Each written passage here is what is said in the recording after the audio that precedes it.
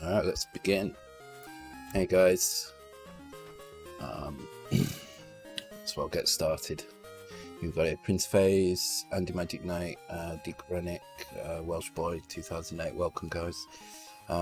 It's a bit quiet tonight. It always is on the Game Boy nights. I deliberately do the Game Boy night as the only dev night I do that conflicts with someone else when Chiz is playing. Just because Game Boy, Commodore, two very different things. So I'm not really sure what I want to do tonight. So in fact, I'll tell you what I'm going to start by doing. I'm going to start by showing you what I did today. The link's in Discord to my GitHub for this in the Mega 65 channel. Gamador, yeah. So I've been with Paul Gardner joining the Discord, Mr. Mega 65 himself. Been having kind of long chats with him about various things, and it's been really interesting, and it's kind of got my excitement up to kind of stupid levels now for Mega 65. So I'm really looking forward to doing some stuff with it.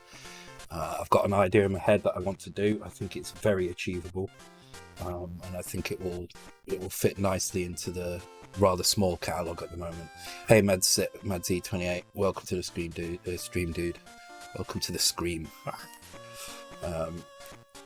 So today I took it upon myself to try and find out if Kick Assembler actually had support for the Mega 65 or not.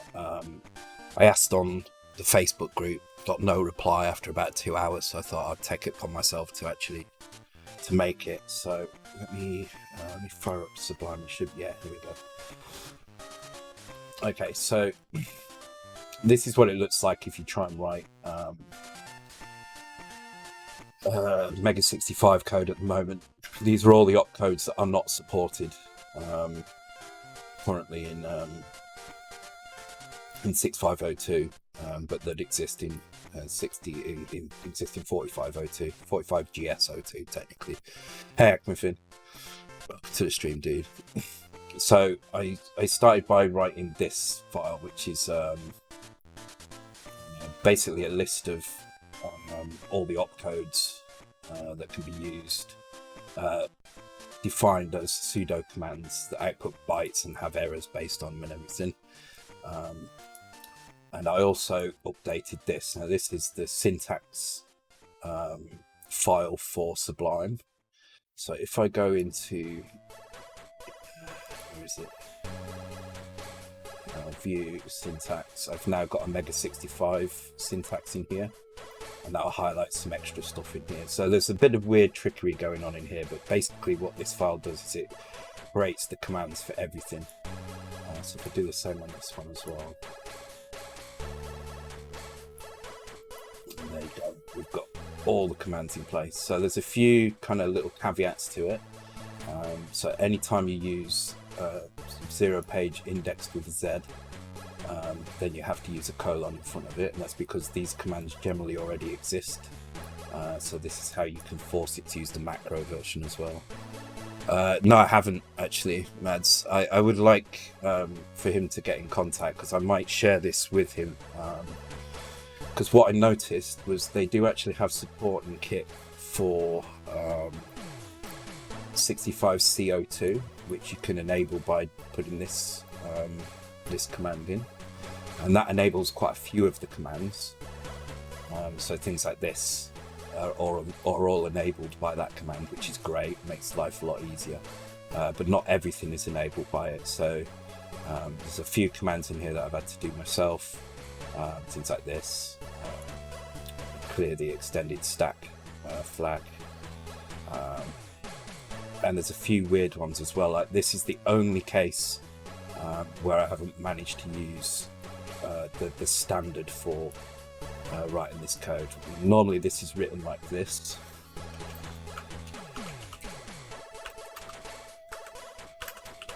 But there's no way to get that to work inside Kick Assembler, and it's only this one command that uses it, and it's basically, it increases this value that you pass in here by the stack pointer value first as well. Can you control plus? Yeah. There you go. It increases this value by the stack pointer and then indexes from there using Y. So I just had to write a custom kind of mnemonic for that LDASP. It's rarely going to get used anyway. But everything else is in place now. So I've done everything based on the instruction set. What I haven't done is added the 32-bit stuff in yet. So, but that should be pretty easy to add in. That's just combinations of these basically. But this all works now. So if I try to compile this, I mean, it's not going to do anything because it's just gibberish basically when it comes to code. But it all compiles perfectly, and we've checked the output that it creates the right values, and it does. So this is one step closer to having HIC assembler work with the Mega 65, which is really cool. And it didn't take that long to do. It took me maybe 2 or 3 hours to do. Really not that bad. 32-bit addressing modes. Yeah, so they've got this flat addressing mode. So what's really cool is if you do how is it now?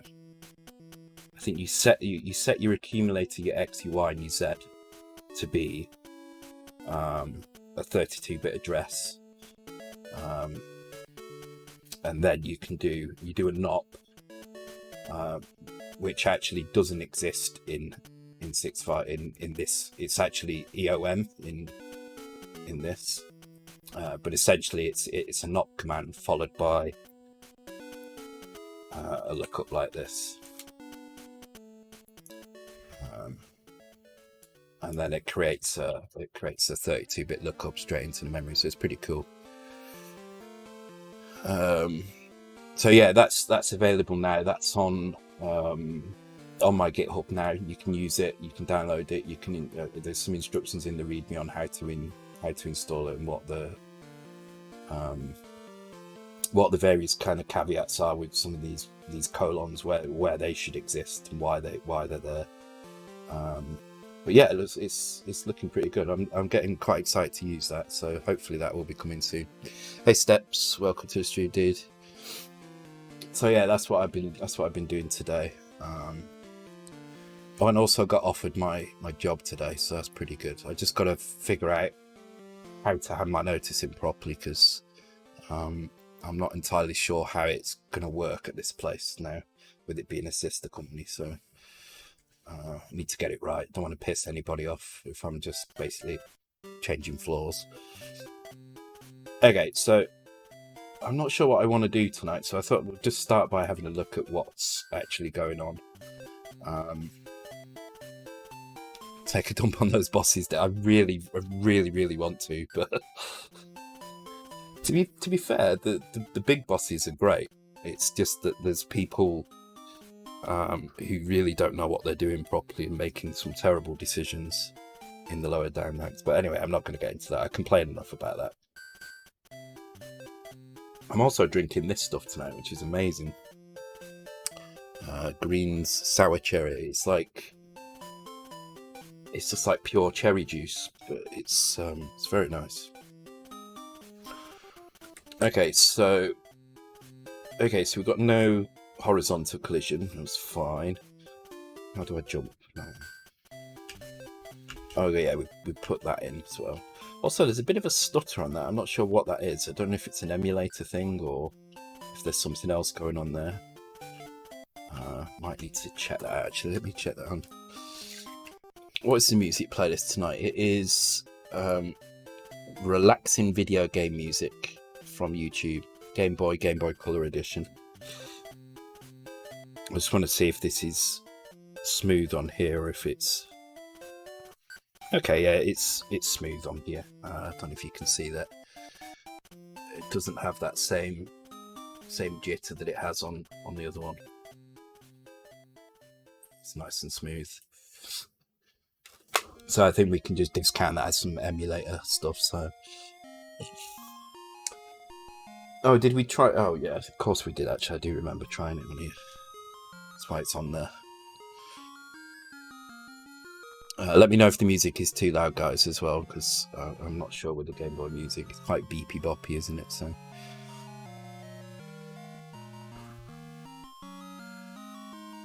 Sounds like Mario from the Game Boy. Yeah, it was. Yeah, you forgot because you were sober. So what do I want to do tonight? So the control routine still feels really odd. The collision, actually, it might be worth putting the actual proper collision maps in, because now we've got this case where you can stand on anything that isn't just black background, and that's not right. And that might help us to decide on this jump routine, because the jump routine looks awful at the moment. We really need to figure that out. And maybe get it so that the walk animation doesn't... Let's start by doing the walk animation, actually. So I only want it to show this walk animation, which actually looks wrong at the moment. Is it wrong, or is it just too fast? Maybe it's just too fast. But I only want it to show it when you're actually moving. If you're not moving, then I don't want it to show. So let's start by trying to figure out where the hell that is. It's been 2 weeks since I looked at the code, and it's Z80, so it's not pretty. Is it walking backwards? Oh yeah, maybe. I think it's going too fast. I think that's the biggest problem. So let's slow that down, and let's take a look at making that animate only when it needs to. So set player sprite. God, I should really put more notations in here, especially when I don't really know what I'm doing in Z80. Temporary animate player. So this is our animation. This looks like the timer. So if I change that to 0F, I'm hoping that that's going to slow down the animation a little bit. It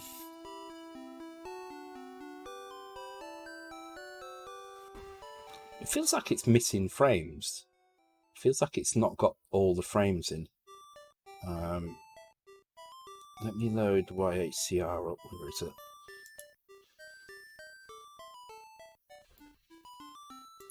Oops.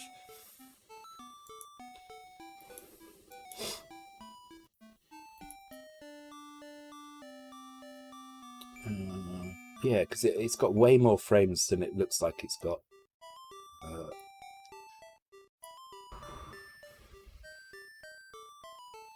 And I'm definitely not seeing all those frames. Okay.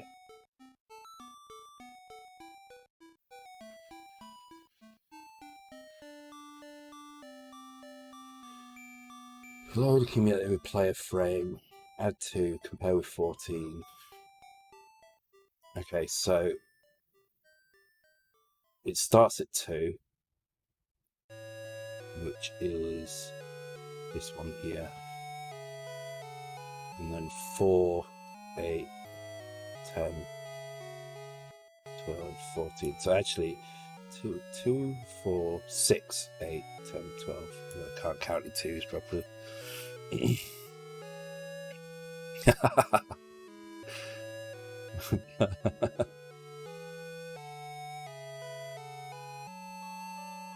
Maybe it's just a bad animation. I mean, it wouldn't surprise me. I've not really spent much time doing this other than just to quickly throw it in.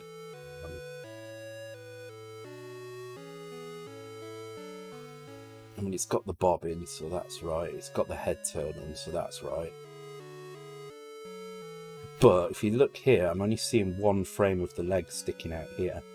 But there's at least 2 different frames of the leg sticking out. So there's this frame here, which is the one I can see.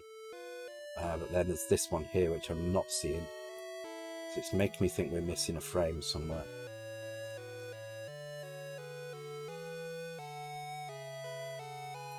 Let's slow it right down,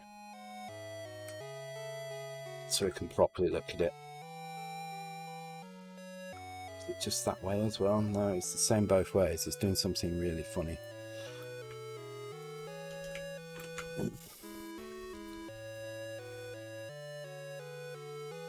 Yeah, it's missing loads of frames.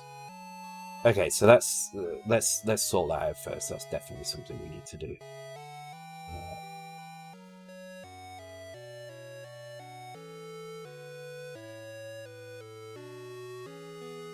Okay, so why might it be doing that? Let's see. Where's the first frame? So this is what we should see on the first frame, and we're never seeing that. We're seeing this one here. then we're seeing this one, and then we're seeing this one.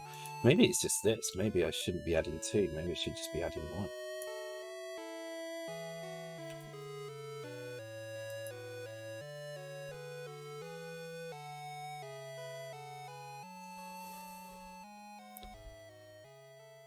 1. Okay, but I don't understand why that's working, which is a bit worrying. Hey, Arcades fan, welcome to the stream. Yeah, it's a very, very slow process because I have no clue what I'm doing. So it's turning out to not be as quick and simple as I thought. We've got a fair bit in, but it's definitely lacking in many places. So. Okay, that definitely looks a lot better.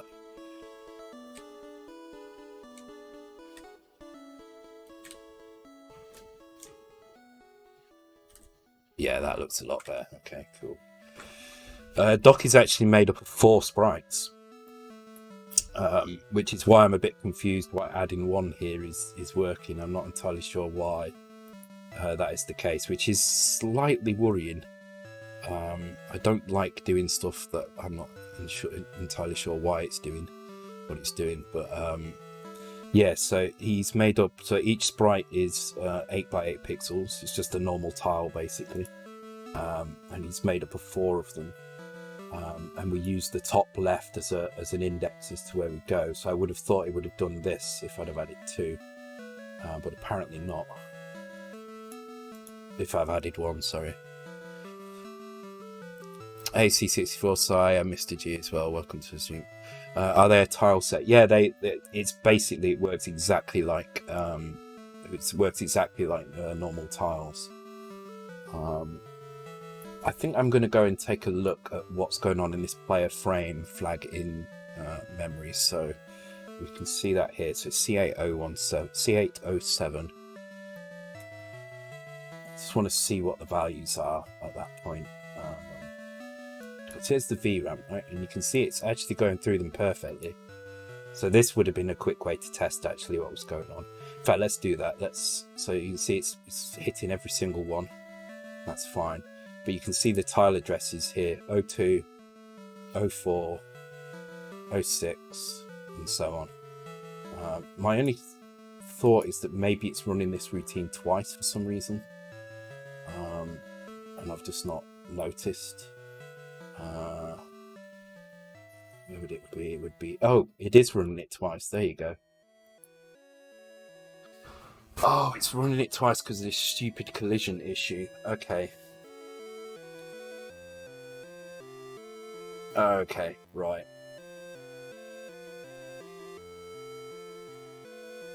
Okay, well, there's the problem. we're running the function twice. This is to do with the collision. So the reason we're running it twice is because when we set the position of the sprite, we then need to check if it's collided with anything, and if it has collided with anything, we need to correct it. Now, because player collision down here knows nothing, it can only set the shadow sprite data, and the shadow sprite data has nothing to do with the collision, so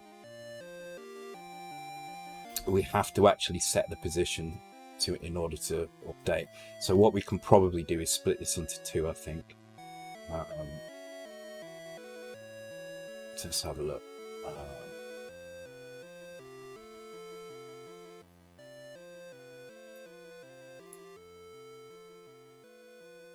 So there is, I think it's return if non-zero.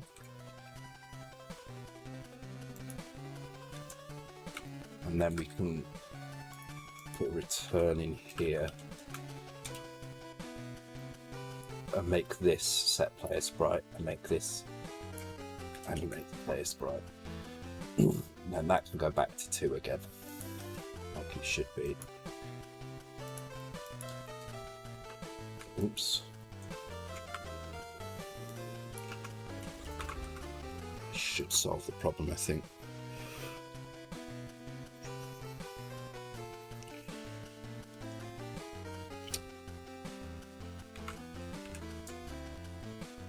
Ooh.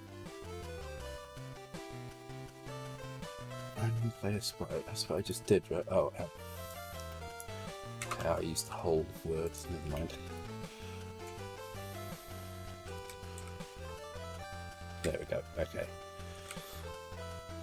Okay, so that's actually behaving properly now. Now we can call set player sprite as many times as we want, and it's not gonna change the update. So, what kind of assembler are you using? I'm using I forget the name of it now. RGB DS Z80, which is a specific. It says I can. No, you can't buy giveaway draw tickets. That was really fun. I enjoyed the giveaway draw. I'm looking forward to doing the next stuff. I'm definitely going ahead with the Kira Raspberry Pi C64, so that's going to be the next giveaway. I'm still waiting on Protovision to send me Sam's journey for Mitsuyama, but I should get that tomorrow. Hopefully, I think it is coming from Germany. So there you go. Andy did mod stuff. It took him 5 commands to find it, but he did it in the end.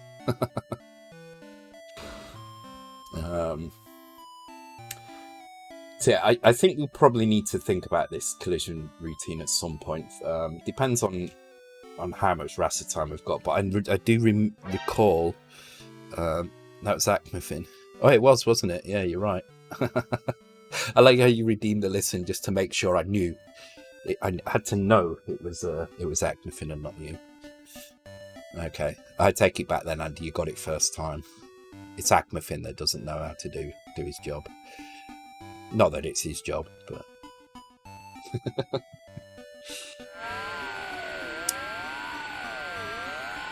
thanks for the follow, Arcades fan. Okay, right. So let's have a go at making Doc not animate when he's stood still. So should be fairly easy if we've set this up right. Right, we don't have any state in here to say whether he's walking, so let's add a state walking in here.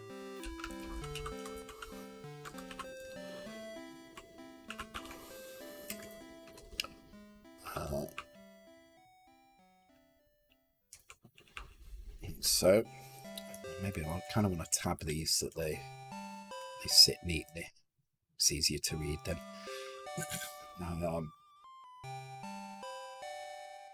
Init player. Okay, so we have transition state, which I'm not going to set. Player state, which is here, which is set to 0 when it begins, which is correct. Now, what we need to do is, if we're walking, make sure left. Here we go.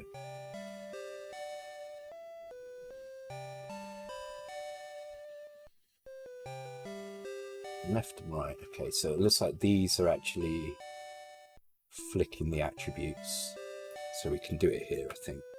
I've got to remember how the hell to do this now. I think it's like this. And we need to turn on the walking bit here. However, we also need to make sure that it does get turned off, so we'll actually turn it off right at the beginning. So let's do that first, actually. I'm going to put a little note here.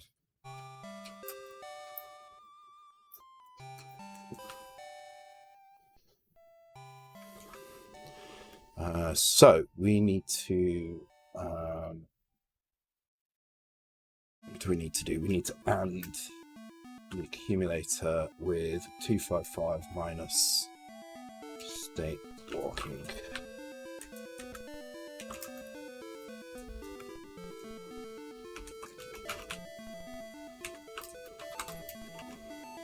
And put it back, and then down here we need to do the inverse of that for these, which is going to be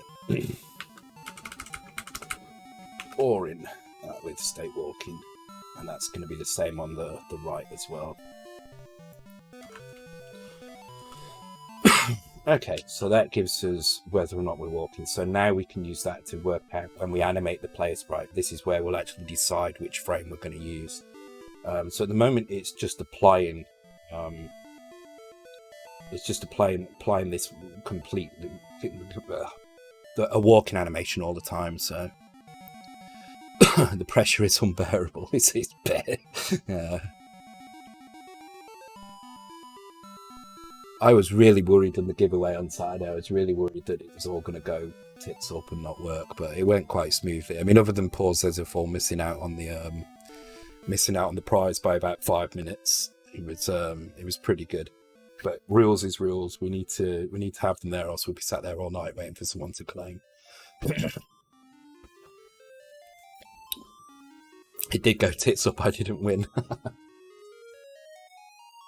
Well, there'll be another one next month, so I'm probably going to do it around about the same time, middle of August. I'll do that one, that hardware one next, and then I'll do a books one, I think, after that. I'm not sure which books, but we'll have a look. I'm sure we'll find something. Okay, so this is Animate Walking Player. And the walking player is always going to be on this timer. However, if the player state is not walking, or it's jumping and falling, then we need to not do this. We need to show something else. So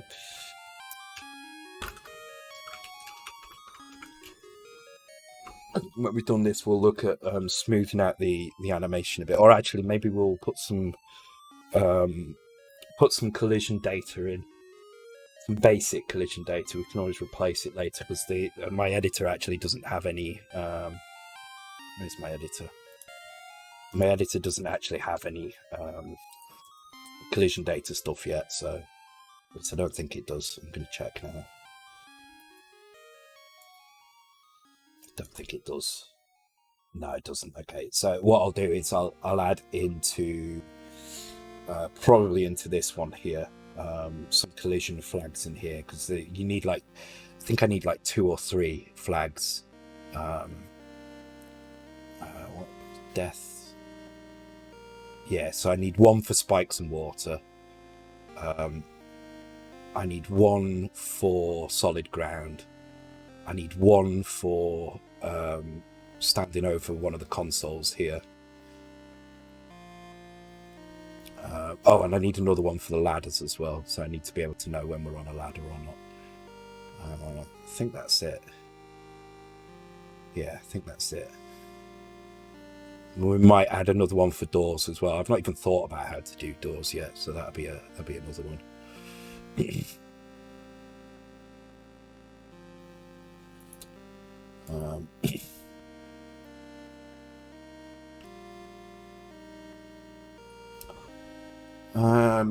Okay. What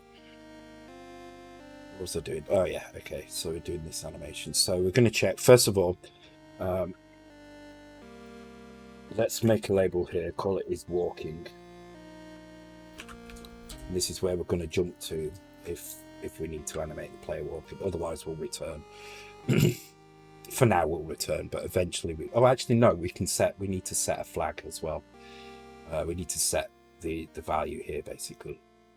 So at the moment we've only got 1 idle frame, which is this one, where he looks really fat, which I need to slim him down a bit. I mean, he is quite fat anyway, but he looks more fat for some reason on the Game Boy.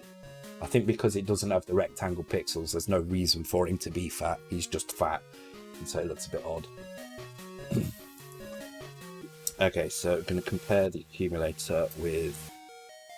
actually, no, we're going to and the accumulator with state walking.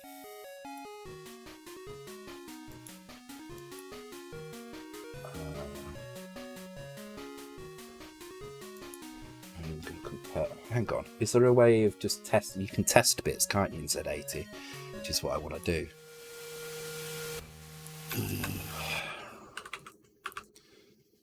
God, can I remember where my list of... Oh god, I can't remember where it is. RGBDS Z80. Here we go. Yeah, this is what I want. So I think there is... Wow, that's bright. Jesus, let's turn that down a little bit.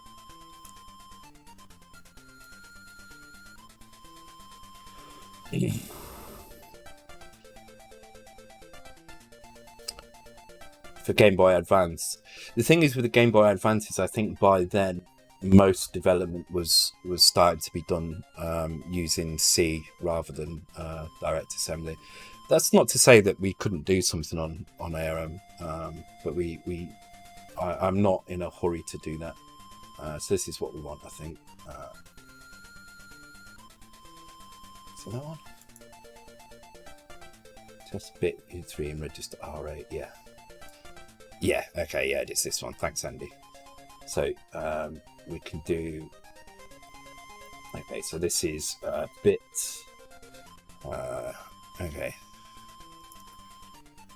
Oh, it's a bit annoying that I don't know. I'm going to have to put a little comment after this to say test state walking. Also, what does that actually do? What does it set? Sets if the selected bit is 0, so sets the 0 flag. So okay, so if it is 0, then we're not walking.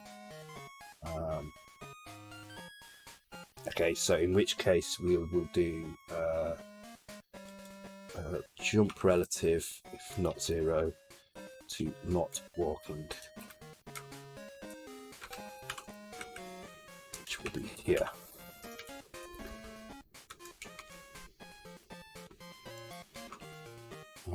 And then there will be another check in here, and then for if we're falling as well, so we can check. Oh, we can't check multiple. Oh yeah, comma. Thank you. I got it, Andy. Is it easy to go from one language to another as often as you do? I actually don't switch languages that often. I mean, Z80, 6502 are probably the two that I switch between the most, but it's not that bad. The thing with 6502 is it's so ingrained in my brain that I don't even really need to think about it. As somebody pointed out, and I've ordered the book, I've actually got the book there. 6502 is in my fast thinking brain, so I can think about that without really having to do much thinking, really. I can write it and read it quite easily, which is why I can get so drunk on stream and it not really matter that much. It's kind of second nature to me. Z80, though, I could not get drunk and do Z80 because I'm not used to it yet. So, but it's you kind of get used to it. I think it's going to be interesting doing the Mega 65 stuff, because it's part of it's going to feel familiar, and I think I'm going to fall into old habits and start trying to do stuff in inefficient ways,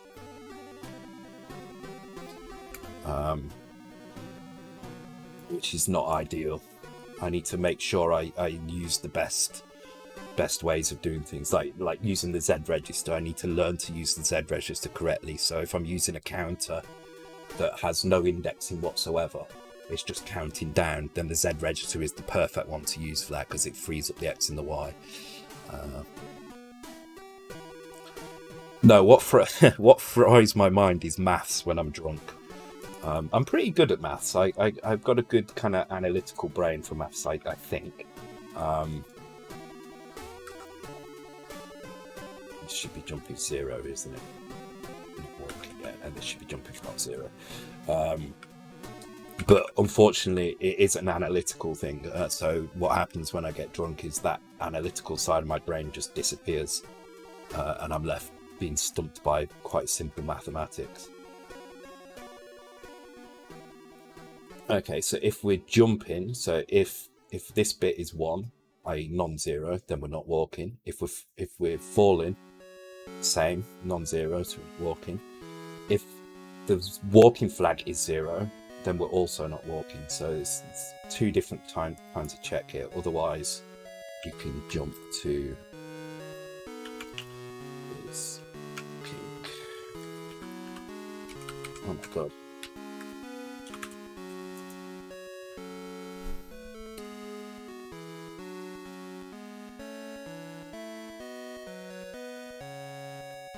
Just sent Mads an email about Mega 65 full support. Has wasted a day just to do a redeem listen to get his attention. I'm reading. I'm reading much better than I used to. What do you mean, Shallands has wasted a day? I'm not sure what you mean by that.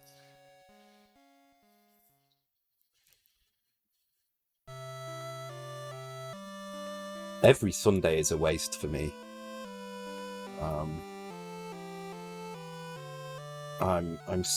I just can't handle hangovers anymore.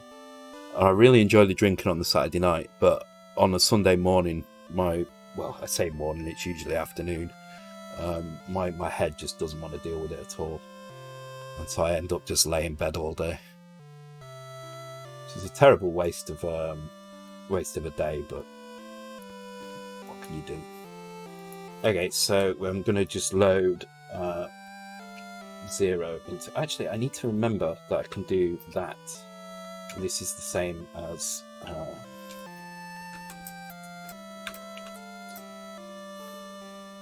So I keep forgetting that I can do that.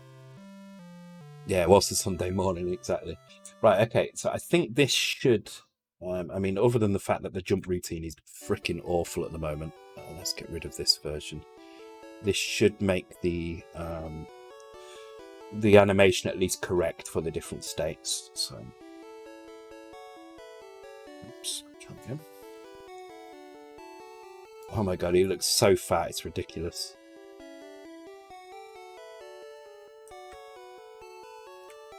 Also, there's a few seconds where he slides because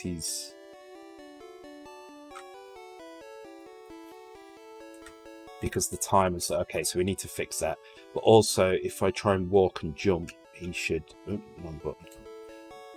He should go into that mode, which is correct for now, but it will be a different frame. But my god, he does look a lot fatter when he goes like that. So I need to trim that down a little bit.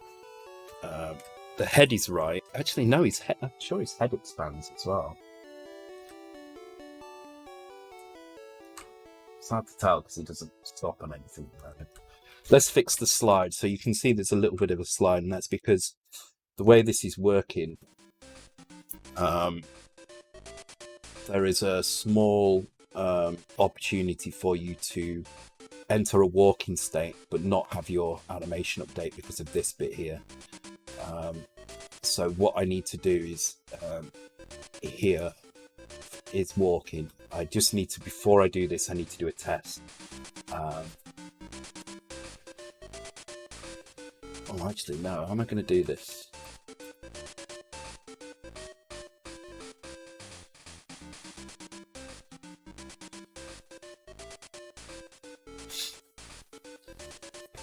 Tell you what I'm going to do. I'm going to create a player previous state. And then what I'm going to do is in here, I'm going to make sure it matches. I'm using Sublime all day. I was going to change to Visual Studio Code for .covid. Would it be bad taste to release a new version of Doc where everything's all grimy and horrible and the enemies run away from you? Social distancing .covid. Probably would be, wouldn't it? Yeah, I've been using Sublime today because I had to go at Kick Assembler doing Visual Studio Code, and I don't like it at all. Really don't like it. I don't think it's as nice as the Sublime one, and all Sublime really needs is the syntax highlighting. Yeah, we do have to smile, don't we? We do have to smile. Okay. What's this music? I recognise this music. Oh no, it's Pokemon. How do I recognise Pokemon? I never play it. It might be my kids, actually. They played a lot of this. Okay, so with that set, that means what I can do is in... where is it? Player control, not here. Animate here.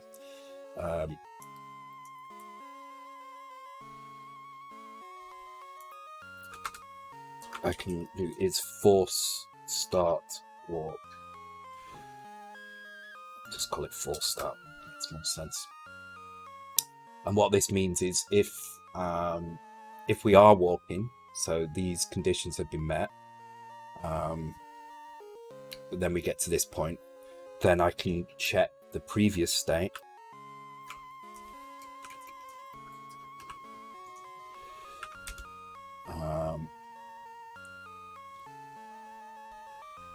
And I can do the same thing again, so I can do bit 2A. And jump, if it's 0, so if we weren't walking previously, then we could just jump straight to force start walk. And that should solve that slide issue. It just means that for what the first frame will happen immediately, which is correct anyway, that's kind of what we want. Doesn't matter how long first frame stays around for, as long as the rest are consistent. Oh no. Ah, okay. This is because... Oh my god, he's got the COVID. Look at him go.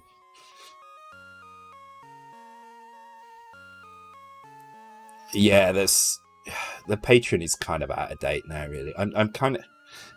The reason I'm doing the giveaways is because I want to kind of put the Patreon earnings to good use. I don't just want to take people's money and not give anything back. And it earns enough to pay for these giveaways, so it makes sense to do that. I will still do the PDFs at some point. I just got to get the time and the motivation to do it. I'm hoping my new job is going to solve that, so I cannot wait to start. It's going to be so good.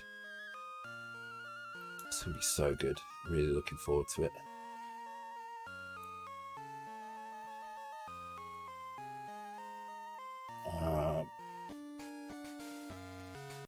So I think what I need to do is when this function returns,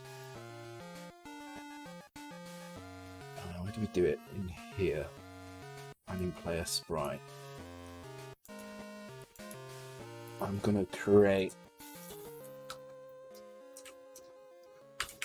kind of a crappy name for it, but I'm gonna do it like this.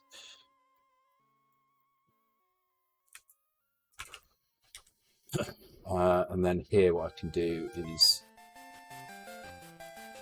this. Just take the current player state and store in the previous player state. Now this might be the wrong place to do it, but for now it can go here. It may be that we need the previous state for some other things as well, like for instance ladders are a massive pain in the ass, and previous state is probably very useful for ladders. Which is going to be a whole... I mean, that's going to be a whole stream, or maybe even 2 to do that. Pain in the ass. Do you know what? I need a wine command, don't I? Where I can put in what wine I'm drinking tonight. That would be a good one. I'm going to write that down. I like that. Wine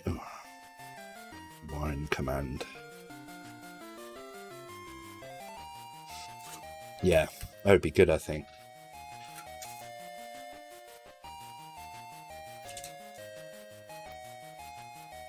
I did consider having some wine tonight, but I thought about how difficult I'd probably find Z80 while I'm drinking and fought against it. Okay, let's give that another try. Hopefully now that's better. Okay, cool. So, I mean, he's incredibly chunky. We need to trim him down. Maybe I can do that now, actually. It shouldn't take too long. So let's have a look at him. Okay. So head-wise, his head is the same width, so that's fine. It's just his body needs trimming down a little bit, so can we zoom in on that? Okay, great. Let's pick...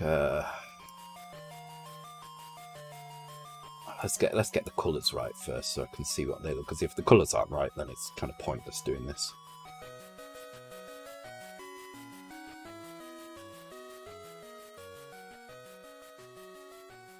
Oh, that was the wrong one.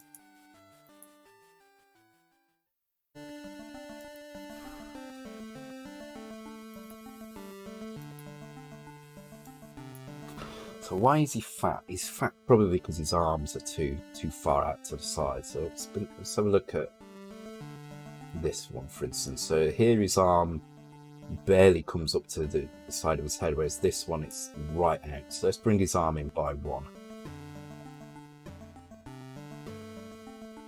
Oops.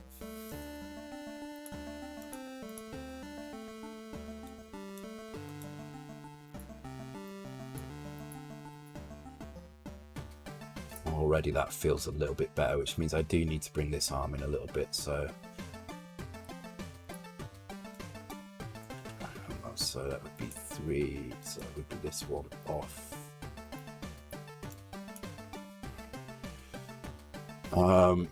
But I also feel like maybe his top is too thick as well, so maybe trim that down just on this side. Actually no, let's trim it on both sides. And then bring his legs in a little bit as well. I think I'm going to need to fill them out at the bottom because now he looks kind of super skinny.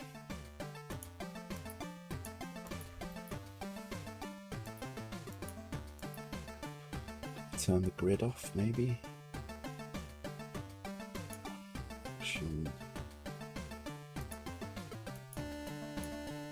Well, I mean, he doesn't.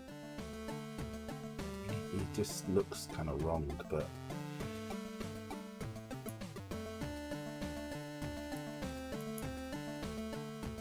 Let's save it out, and I need to trim it down. So one thing I don't have is a sprite editor, so what I'm having to do is manually go into these files when I create them and just shrink them. And oh, actually that seems to be the right size, which is a bit weird.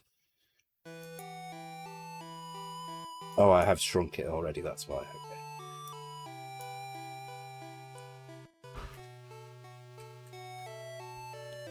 His arms look wrong now, but at least he doesn't look as fat as he did.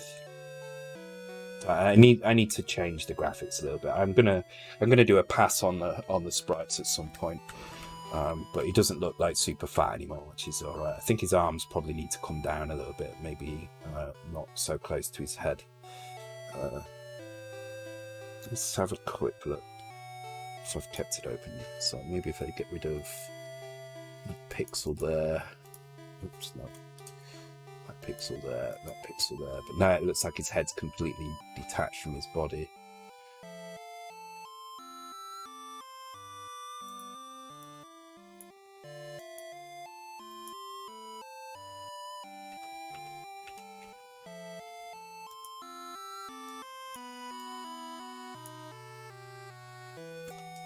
Looks like he's got a turtleneck on. No, I'll worry about that later. I need to sit down with that sprite or something and draw it in that. It's not the easiest thing to draw in this. And I can see animations properly in that as well. So. And it'll do for now, anyway. I mean, actually, I think the biggest problem is that pixel there. Alright, one more try.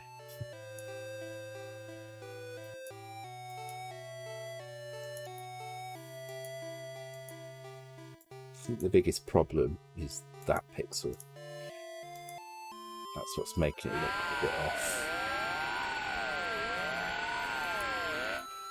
Thanks for the follow, Bitmatsoft. Appreciate it, dude. Save that out.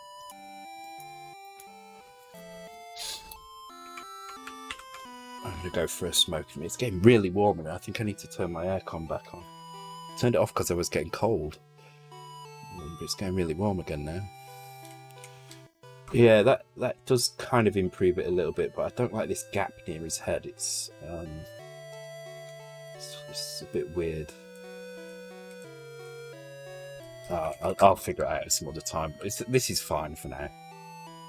The main thing was that he was able to kind of move properly, stop and he didn't look like he'd suddenly eaten 50 cakes when he stopped. Okay, so next I think we should probably think about the collision, because at the moment the collision is all over the show. You know, I can stand on anything like this. So for that I'm going to have to create a collision table in ROM somewhere. I think this is probably the right place to put it, because this is where all the align stuff is. Sorry, in RAM. Actually, it can go into ROM. It doesn't need to go into RAM. In fact, it's better off in ROM, so I don't have to copy it there. In which case, let's put it in this collision thing, because this is where the collision is handled. So let's call this collision table. And for now, let's just do some very, very basic things. So it's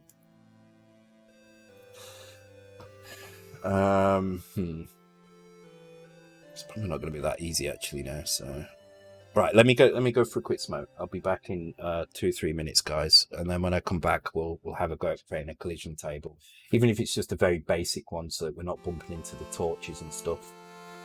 It will be better than what we've got at the moment, which is just everything's collidable if it's not background. I think that should be pretty easy to do. Just looking at this, I think so. All right, I'll be back in 5 minutes, guys. Be right back. Right, I'm back. Are we still on the Game Boy music stuff? No, we've moved into Game Boy Advance music now. And then the next one is DS, so it's going through all sorts of weird music. I don't recognise any of this stuff.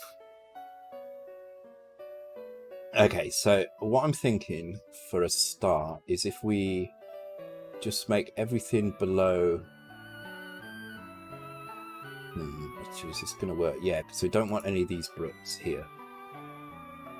I don't know if you can see those. You can kind of see it in this panel here, I guess. We don't want any of the bricks that make up the background of this torch to be collidable. So everything up to this point, so everything up to 79, so that's 80 characters worth. These are all passable. We should be able to walk through these. Oh god, how do I do this now? I can't use... I think I have to use repeat, don't I? Oh god, okay. This is definitely a temporary table. I'll write something that will export proper detail from the map. So we want 80 characters, 50 in hex, where it's going to be blank. And then at this point here, I'll add a row of kind of custom bits in here. Because there's a torch here, these shouldn't be passable. So yeah, this bit needs to be custom. So I'm just going to put this on the other screen because it makes it a bit easier for me to work with.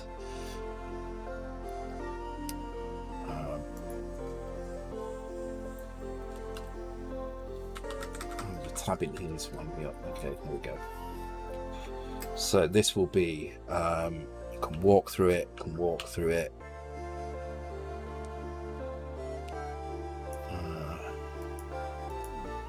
What is that? That's a star. That's a rock. Okay, so 1101 1101. Yeah, I definitely don't want to have to do this manual all the time. 1, 2, 3 zeros.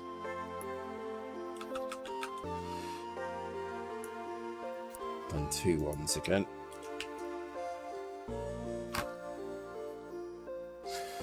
And then 1, 2, 3, 4, 5 zeros. Okay, cool. And then I'm just going to treat everything else up to this point here, which is 192. So this is, we've got 96 here. I need to do another 96 where it's impassable, which is 60 in hex. So that's 192, and then I make all the other stuff that you can walk through. So that's another 192, so it's another 64.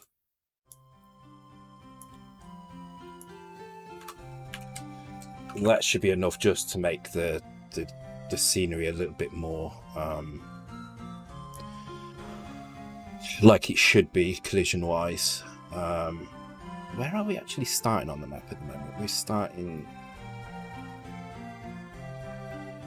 here, aren't we? I think it's where we're starting, yeah. I guess that will be the next thing as well, to have it so we can move between screens.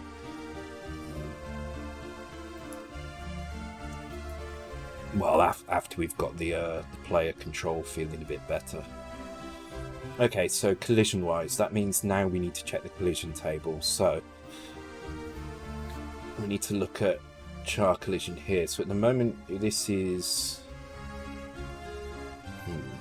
what is this doing? Check char collision. So this loads a character, compares it to 0 here, and returns if it's 0. Otherwise, it sets the flag. Okay, so this is what we need to change. So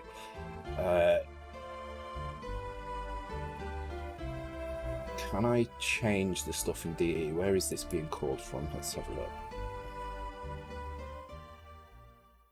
So it's being called from here.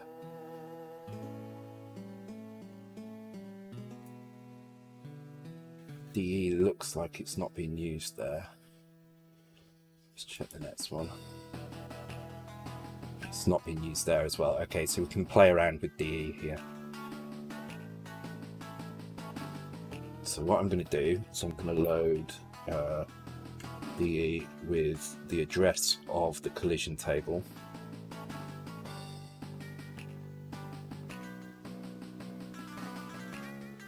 And then hopefully I can just add... The collision table is at the top of... This isn't going to be aligned either though, is it? Or is it? Let's have a look. Not necessarily. So, because this is in ROM 0 and this is full of all sorts of stuff. So that would be a nice thing to have in here, a nice align command, but it doesn't seem to be one. So,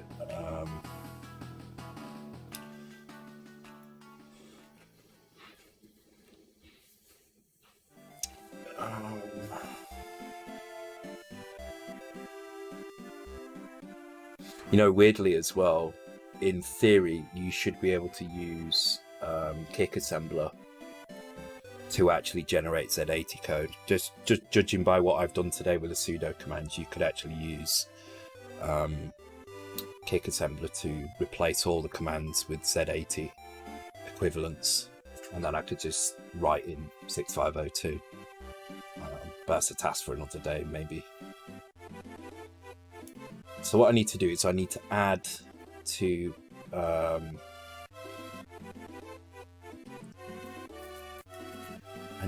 the accumulator the contents of E, and I think this is not going to be possible. I need to have a look at the add command, see if it's possible at all. And this is the problem with not having index mode, so let's have a look. So we've got add A. Oh, we do have add register plus the carry flag to A. Do we have the same? Yes, okay.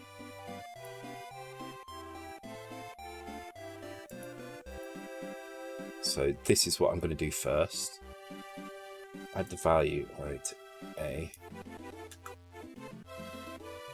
Then I'm going to load A back into E.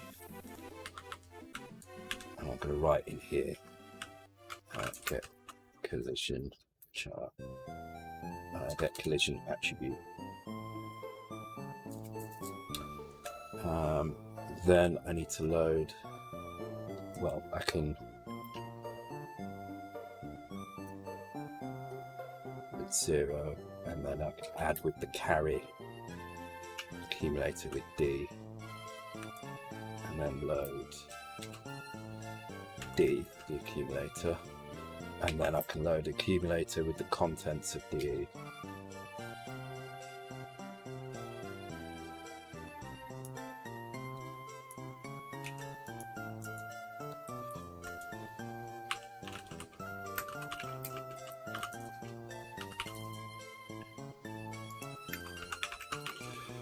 So this is horrible. I mean, if this was 6502, you would just transfer that to an index register. job done, but we actually have to do this crazy bit of maths to do it. Okay, let's give that a go, see how that works. So definitely seeing collision in the right places here, and I can jump through that, which is good. Oh no, I can still stand on some of it, but not all of it. No, I can stand on all of it. Damn it. Okay, this is fine. It just means I need to go and have a look at that routine. So it might not have even compiled properly. I might have done something wrong. It looks like it's compiled though, so collision table here, get char collision 0482. Okay, so let's go and have a look at 0482 and see what the hell's going on there.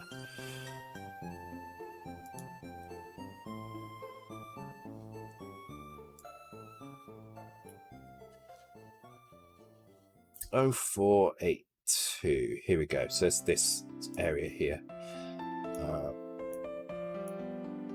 And it runs and it breaks immediately. Okay, so let's step through this now. So it's loading the accumulator with the value B2, which is what it's finding at our location. So let's just go and have a look, see what that is actually on here. So B2 is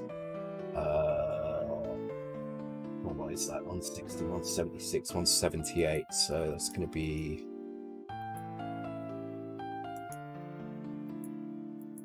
this here. Okay, which is the top of this pole. And just to check in our collision table, that would be, so this would be 50 is here, 60 starts here, C0 starts here. So this is definitely going to be set to 1, as in we can stand on it.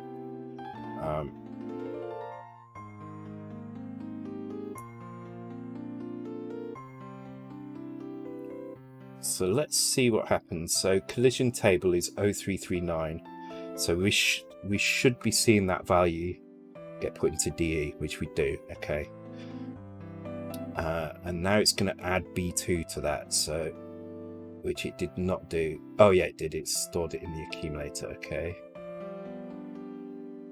Is that correct? So B2 plus 39 is indeed EB. That becomes 03EB. Then we load the accumulator with 0, which is correct. We add the upper address, which is 3. We put that bit, so it stays at 03EB. So let's go and have a look at 03EB, which should be our, yep, here it is, in here somewhere. So you can see this is the block of collision that I said, and we do indeed load the accumulator with that. So we're grabbing the right piece of scenery, but we're getting something a bit weird here. So it's saying return if 0.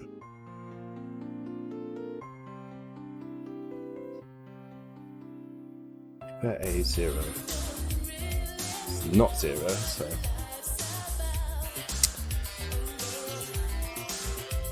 thanks Porn Theory for the sub, very much appreciated, and welcome to the stream, dude. Or indeed dudette. But I think we've been mostly dudes. You're all dudes anyway, even the dudettes are dudes in my eyes.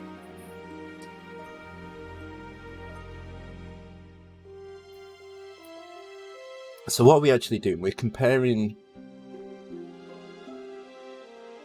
if it's 0, if it is 0. Okay, I feel like maybe that return is wrong now. Oh god, my eyes are watery. Because it's getting to here. Oh, hang on. That's yeah, this is a problem because this should not be solid. That's the problem. Because it's in the middle of here. And unfortunately, where that is placed, it's placed like it's solid. So I'm actually going to reduce that down. So I think it is correct. I think what we'll find is if I walk over to this edge, no break. If I walk over to this edge, I'll fall off it. Yeah, okay. Okay, so that's fine. This is actually working correctly, I think. It's just there's a few things in the middle here, probably, which are marked as solid, which probably shouldn't be. That being one of them. So let's go and change that. So let's make 2 more rows here. So let's reduce that to 40, change that to 60. This is why I need a proper collision editor in here. I think I'm going to work on that soon. Tequila, very good. I've not had tequila for a while. I've definitely got a marathon stream coming up. I think I will get some tequila for that. So on my next marathon stream, I'm going to do an Arkanoid clone for the C64. Going to try and do it all in one sitting. I think it's possible. I will put up another crowdsourced kind of level editor maybe a week before.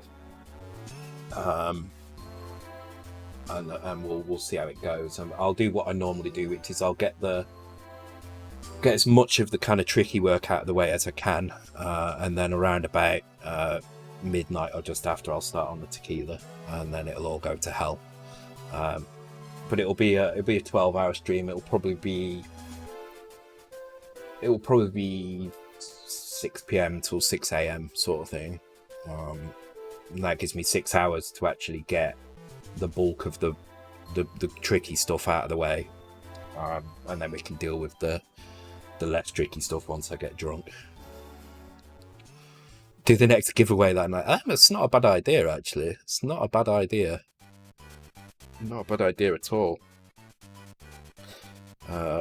Yeah, I'll have to think about it, because I need to first of all, I need to dig into. So I've got some boxes here which are full of old cases and keyboards and stuff. I need to go through those and see if I can find a Commodore keyboard. I've definitely got some cases. I've got at least 2 C64C cases, maybe 3 actually, and a couple of bread bin cases. But I want one that like fits together nicely. I need to 3D print off some kind of like, what would you call them, kind of mounts for the Raspberry Pi and stuff. But then I need to find a keyboard. I'm pretty sure I've got a couple of keyboards as well, but I do need to dig them out and have a look. I don't know. I think this is actually... Take one step ahead. Oh no, that's a key. See that? I've got an old C64C motherboard. I don't know if that's good or not, so... There's a keyboard on eBay, right? Oh, there's loads on eBay all the time, but they're usually quite expensive. I find it a little bit annoying that people charge the prices that they do. There's a certain group of people on eBay, and what they do is they buy working Commodore 64s and then they strip them down because they can get a lot more for the individual parts. So they'll sell keyboards for... this is like... You can buy a Commodore for round about £60 if you're lucky. With nothing. I mean, that will just be the unit on its own. 60 to £70. But what they will do is they will strip it down and then they will sell the SID chip for £35, the VIC chip for £20, the motherboard with no chips in it for £40, the keyboard for £25, and you know, they're making a ton of money out of it by stripping these things down. It's really, really shit that they're doing that, but we'll throw a game in for it if you want. Okay, yeah, cool. I think so the next giveaway is going to be it's going to be for a Raspberry Pi C64. So it's not going to have the ability to load anything from tape or cartridge, unfortunately. But I will definitely get in contact with you, Jamie, when we do the next game giveaway, because it'd be really nice to have some extra games in there. It'd be cool. I'm trying to pace out the games a little bit so that there's like more new releases when I go to release these things. So I want to kind of make the game giveaway bundles quite exciting and full of good stuff. So I see some games called House That Jack Built. House That Jack Built, why does that ring a bell? I think it rings a bell because it's a nursery rhyme. Or something, a story or something. Okay, so let's keep pressing that button. Okay, so now I can walk through that. That's good. But I can stand on the flame here, which is not quite right. So I need to figure out why I can stand on the flame. So let's go and stand on the flame. I can't bloody stand on it now, can I? There we go. Really need to sort that jump out because it looks awful now. Now I've got the 482. Now I've got like decent speed. It looks really, really terrible. Yeah, cool. That'd be really cool. Bitmap I'm kind of I'm into that. Yeah, and we don't. I mean, we don't have to do. I don't have to do the giveaway on the exact time every month, and it doesn't have to be because the reason I'm doing it is because I make enough money from Patreon to basically do this, and I want to give something back to you guys that kind of support me. I make a little bit on Twitch. I do make a lot more on Patreon though, and even after buying wine and things like that, I've still got money left over, so I'm happy to kind of to bundle it all together once a month and give out a giveaway. But there's nothing to stop me giving a giveaway out on another night. So maybe on the night I do the marathon stream with the other game, with the Arkanoid game, I can do it then as well. Which is another point actually, Bitmicrosoft. I think you will have another game to add to the collection at some point. So the Arkanoid game, obviously, we're going to want to release it at some point. So it'd be good. I've got some decent ideas for it as well. It is going to be very much like Arkanoid, same kind of style completely. I mean, there's not really much you can do with breakout games. They tend to all be the same anyway, but I'm going to aim for kind of Arkanoid level of quality with it. So yeah, that'll be another game on the list for you there. If you're willing, of course, which I'm hoping you will be. Right, let's stick a breakpoint in here again. Let's give this a run. Okay, so we're here now. So let's have a look. So it's saying F8 now. So F8 is definitely these down here. So F8 is 248, which is this one here, and that is indeed the flame that we're stood on. It's going to look different because the flames actually animate through here. So during the game time, you'll see actually in video. At runtime, these actually alternate and animate about. So F8. Okay. So let's have a look. So that would be in here somewhere. I just want to make sure this all adds up to 255. It definitely does, yeah. So that means collision table wise, where's that going to be? Let's see what it comes out with. So it's going to do the calculation again. This might be where it's failing because of the carry flag or something. So we can have a look here. So I would expect this to go to 0431 is what I'm expecting here.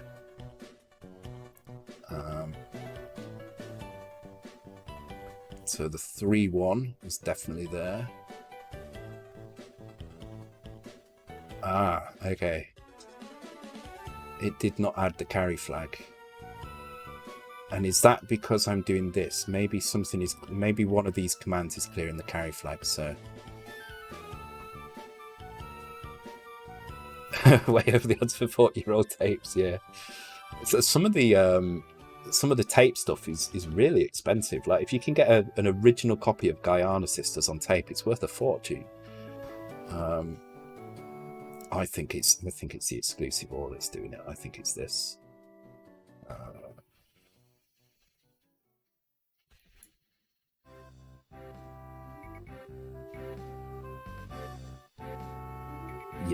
Yeah, it clears the bloody flag, doesn't it? Okay. So that little trick that I'm using to save 1 byte is actually breaking here. So you need to be careful that you don't do that in the middle of an addition. Good to know.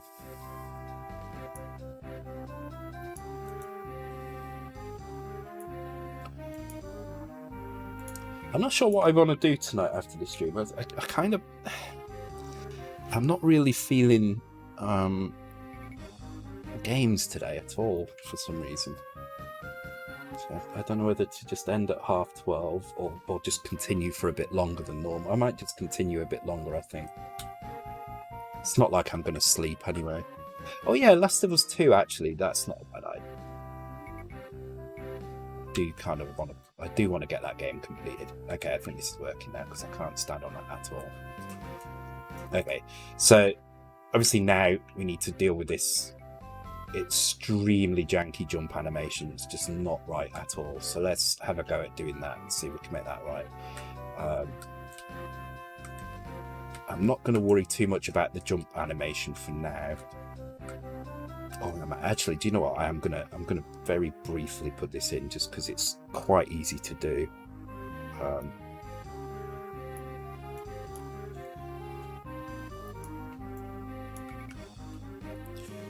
So, to make him look like he's jumping, all I need to do is I need to kind of straighten this leg out slightly.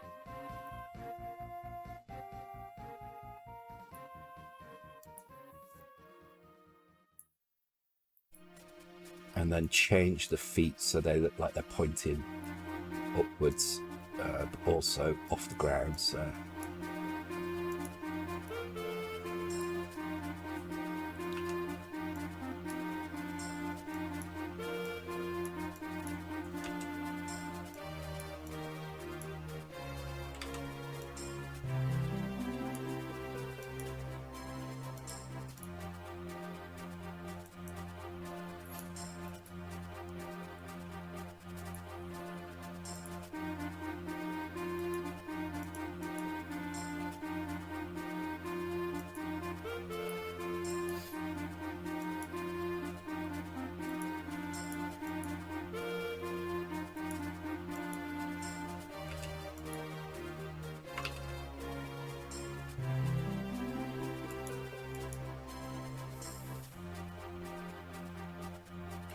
Honestly, for now, that will do. I don't really care as long as it's a different frame.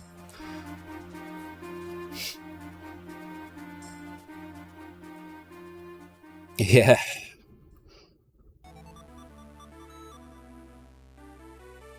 Drink beer or early night, puts beer in the fridge, yeah. I'm not going to play for too long because I do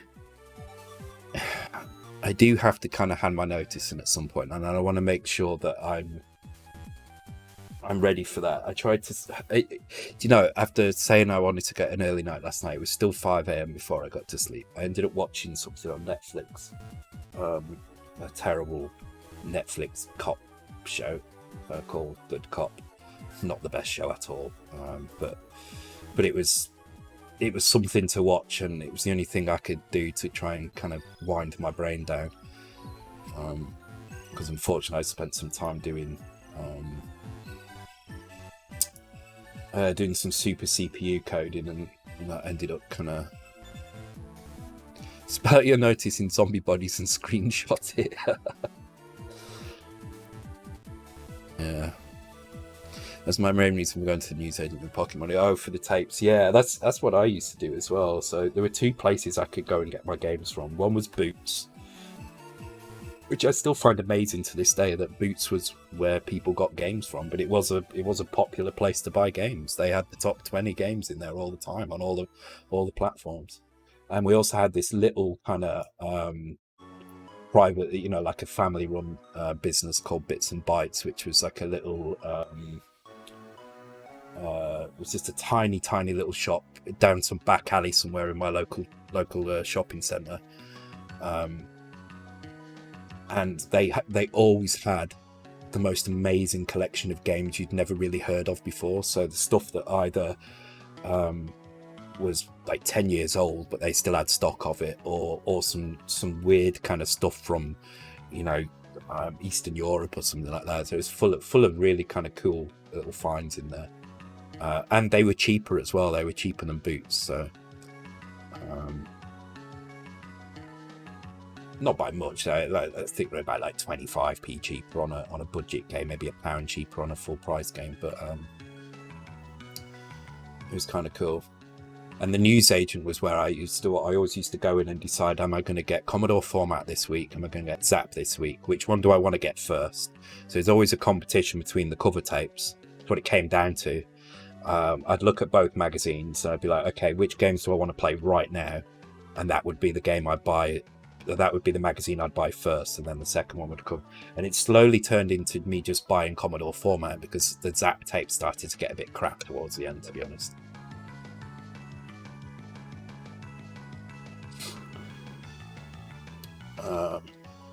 Okay, so let's go back to our animation function. Wherever the hell that was now. Here it is. No, that's not it. What was it? Jumping forward, and we definitely need to go there in a minute. Here we go. Okay.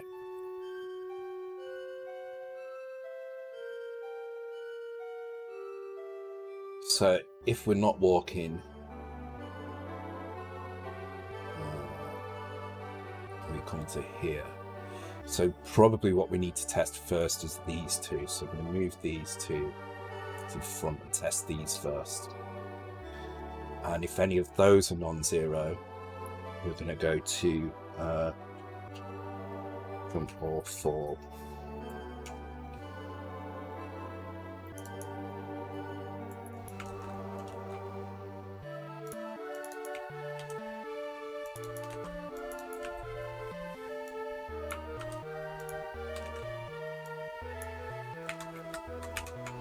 And now we're going to load frame 14 in. So this should just give us a slightly different frame when we do the jump, which should hopefully, I mean, it looks wrong, but it's not as jarring as the oh, that was interesting.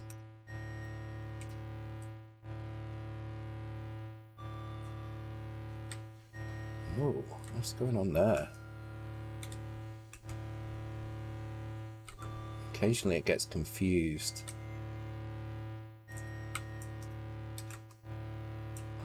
Okay.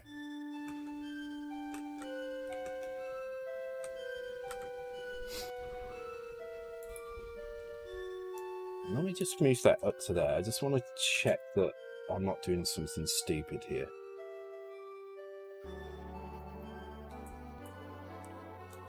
There's definitely a bug there. I need to track that down, and then I'm going to look at the jump animation. The jump.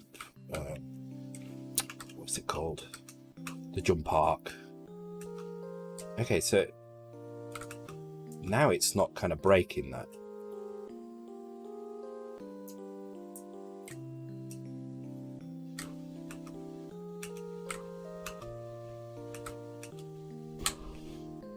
So for some reason, setting the player frame to 14 causes an issue occasionally, and I don't know why that might be. Now, it could be due to the previous state.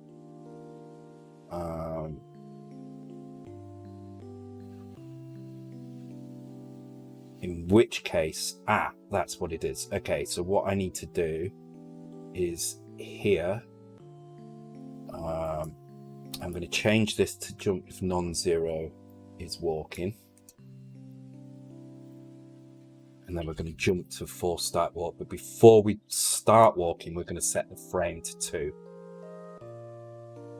Because what it's doing is it's going from the in the air frame, and then it's adding 2 to it, so it's going on to the next line. So we need to make sure that when we start a walk, it always starts on the same frame. So that should solve that issue. So let's just make some notes about what it's doing here. So make sure walk always starts at the right frame.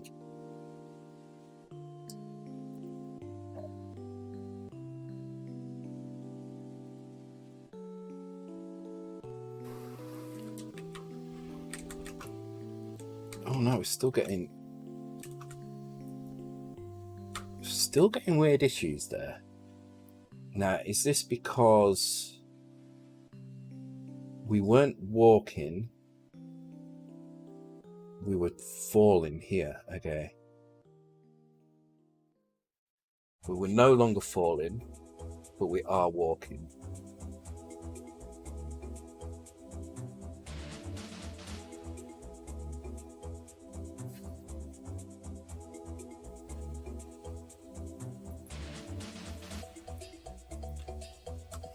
Trying to think of why it would be getting to this. So what's happened is it's getting to this point, and then it's adding 2.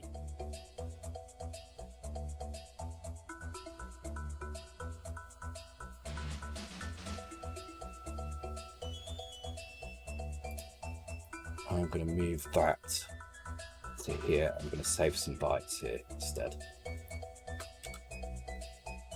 So I'm going to get rid of that. I'm going to keep the comment actually.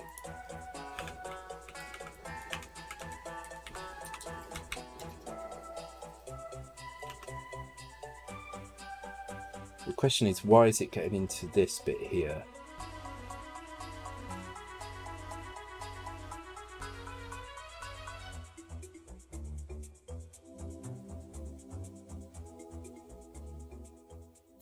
I know why. It's because when you're in the air, you can still set the walking frame. So that is in here. We need to do a check before we set this walking frame. We need to make sure.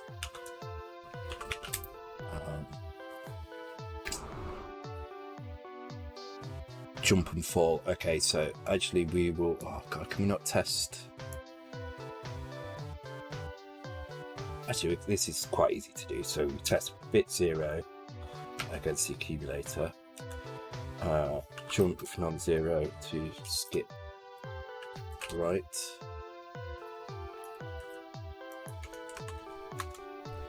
And then we need to do the same again with bit 1.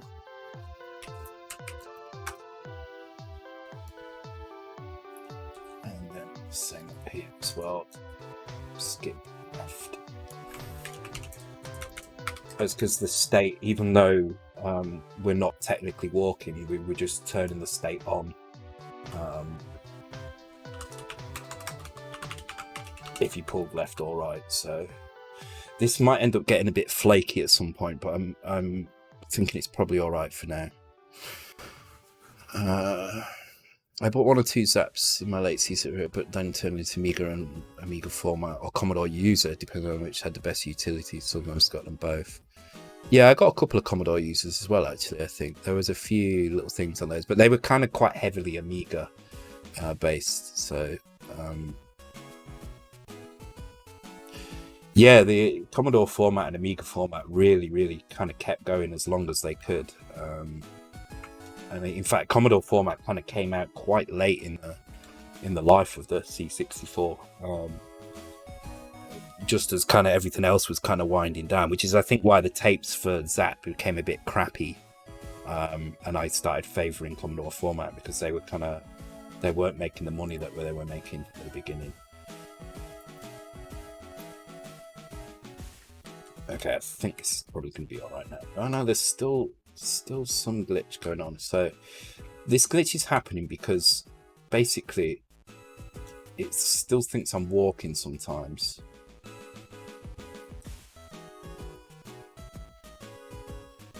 So this is correct. We definitely should be doing this. But I think this is probably happening a bit too late.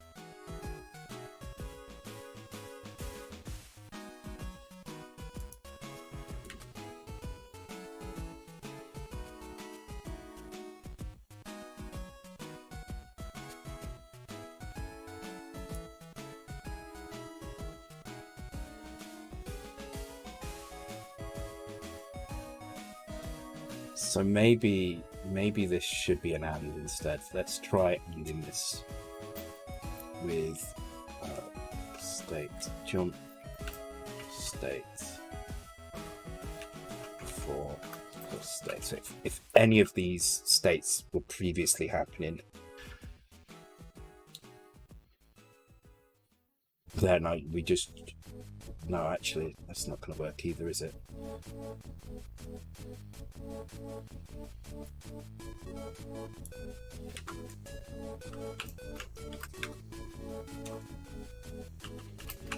So if either jump or fall was happening, then we need to make sure we go into force start walk.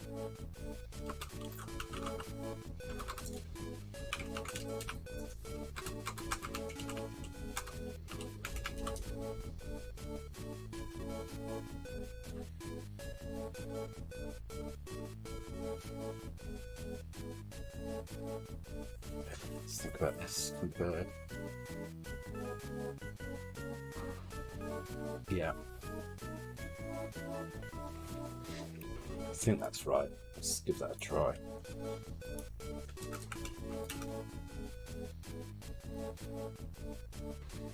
Yeah. Yeah, the Mayhem in Monsterland issue, yeah.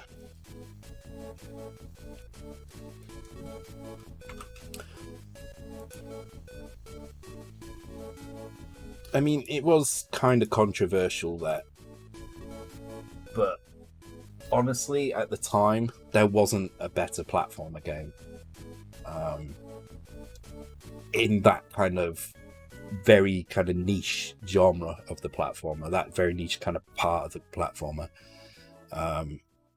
because there just wasn't. I mean, the closest we had to anything like that was probably Guyana Sisters, and it was just in a completely different league to that, and it did give the Commodore something close to the Sonic and the kind of Marios of the console.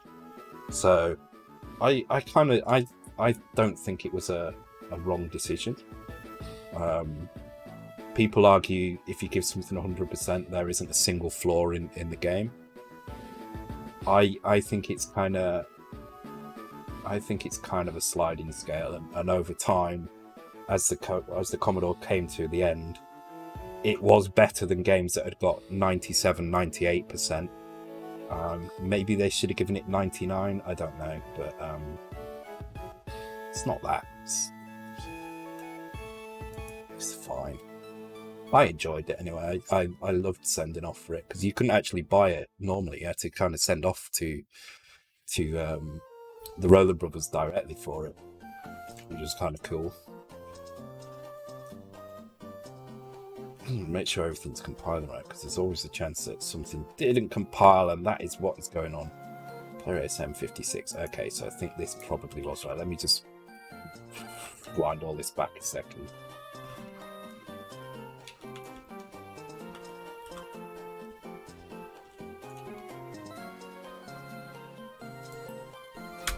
So this is why I need to get my compilers working, for my assembler build tool thing working properly. Not compile, yes, I know.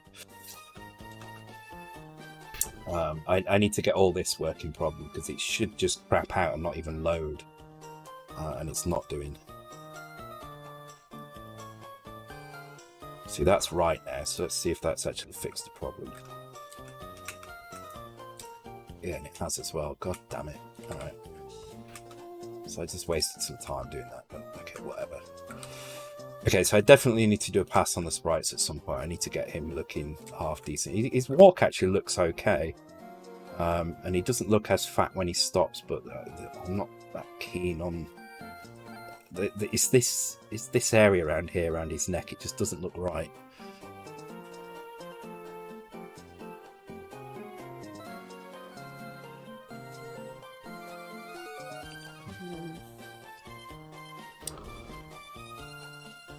But yeah, that's fixed it. So actually, I was right. So this did fix it. It was just I wasn't assembling it right. It was failing because of an error.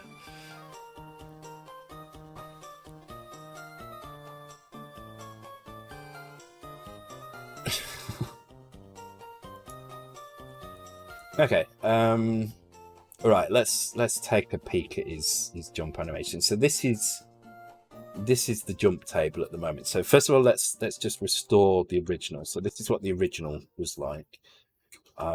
We do probably have to trim this down a bit because it's not going to work quite the same on the Game Boy as it does on the Commodore 64 due to the smaller screen size and stuff. But maybe it's... I mean, it feels better, to be honest. I mean, the jump is really quick, but it definitely feels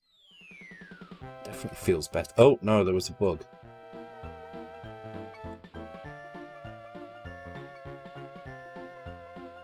Okay, we need to keep an eye on that. So there's definitely a weird bug with the splitting of the characters. There it's when they jump up through things.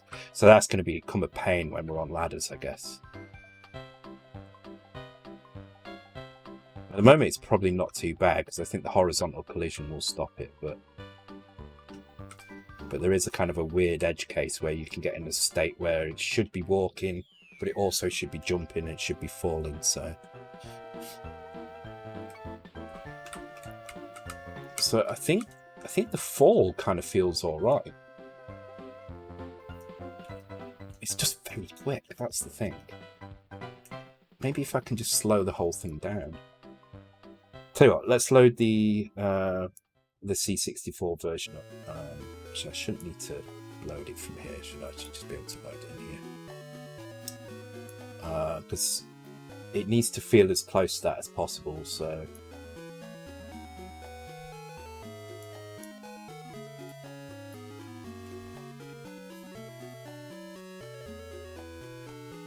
No, originally I had this doing a colour fade, but it took me over by about 2 bytes, I think, over the 16K limit, so I had to take it out.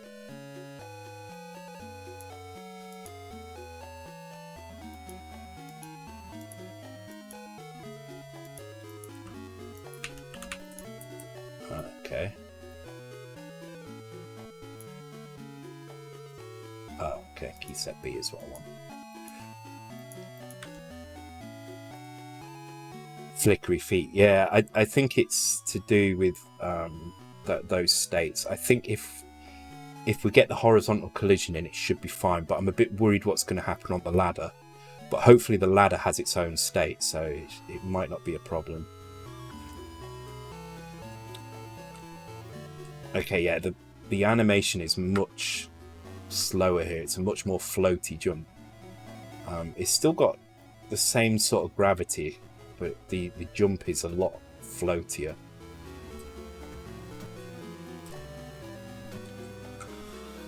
So the question is, how do I achieve this? So bear in mind this is running at 50 frames a second, so let me put this into 60, which will match the it will match the Game Boy.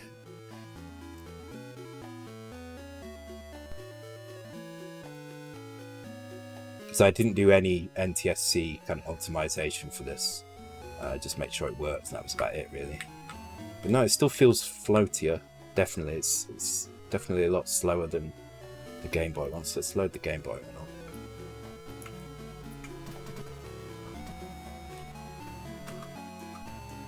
on. Or maybe not, actually. No, it is, isn't it? It's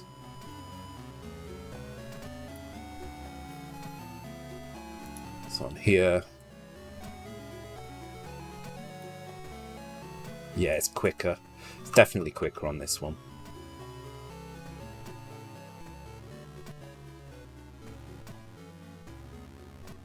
It's like twice as quick on this one, actually. It's much, much quicker. Okay. In that case, let's have a look at the player jump and fall. Okay, so we do have a timer here, so I think if I just do that, that might actually be enough.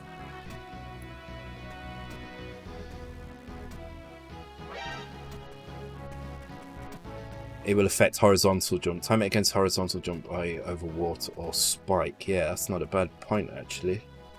Okay, so... well, let's do it from, like, how many tiles can I go through, so... So I jumped over 1, 2, 3.5 tiles. And the horizontal jump is critical to this game as well. It has to be spot on, because a lot of the puzzles are based on how far you can jump in each mode, so it has to be spot on.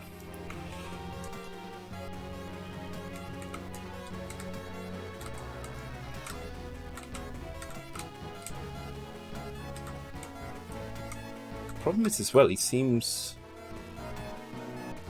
Oh shit, it's not going to work here, is it? Because of that fucking crate in the way. Let me change the screen. Well, let's put him on the same screen, I guess. Or this one. Yeah, this one here would do. Okay, so this is...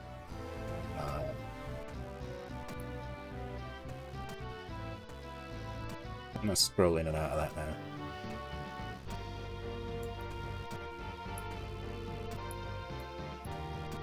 Can I scroll in and out of that? What's going on?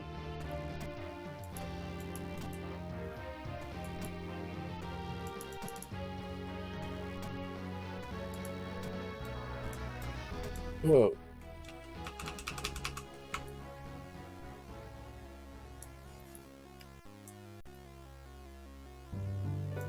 Oh god, whatever. Okay, so I don't know why it's suddenly doing this, but we're currently here, so I'm going to move it across 1x back to y.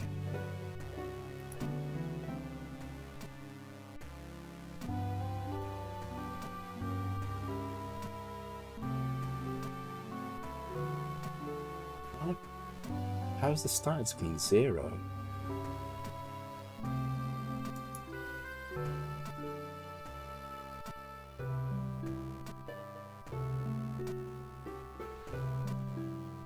What was it in my, maybe it's in my screen list.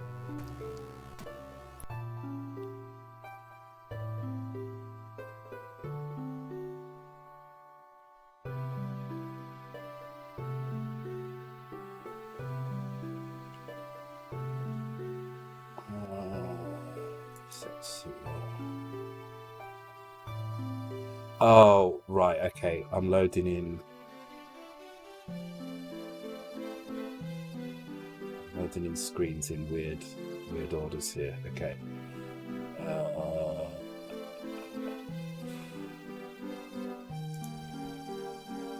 Oh, that's why I can't press anything. Right, let me reload this.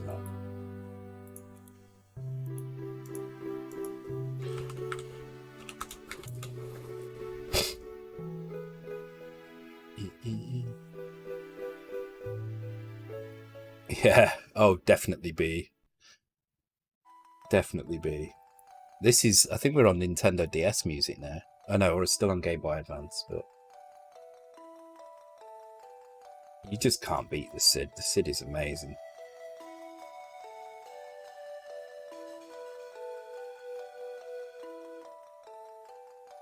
So we're loading in screen 1, 3, which is this one here. I'm going to load in screen 2, 2, 1 instead, because I think that will give us a better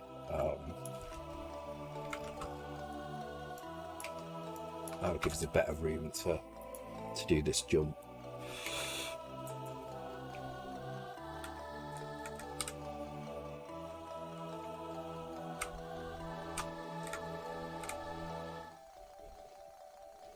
I mean, that was definitely better. So stood on the edge of that. Also, he's a bit smaller than the tiles. It's a bit strange. But this is good. He needs to jump not quite as far for definite. But yeah, if I was to change the speed now back to what it was before, I think we'd find this, he would go almost nowhere. Yeah, he's going, yeah, so it definitely needs to be slowed down. So I think that speed is probably right. It seems a little bit slow. So maybe we can play around with the tables a bit at a later date. But I think for an initial pass, this is fine until we get both modes in and we actually have to start comparing them both. This doesn't feel too bad, actually.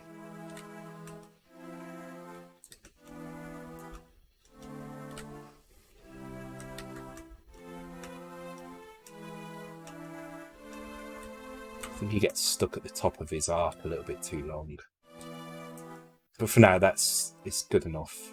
It's kind of a bit floaty. It's still not quite right, but also bear in mind as well, there was definitely some strange lag going on. So what I'm going to do now actually is quickly just put the latest version on here and see how it feels on the Game Boy.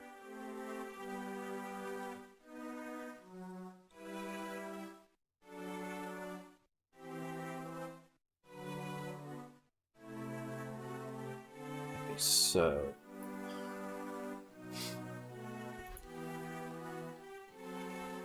Mm.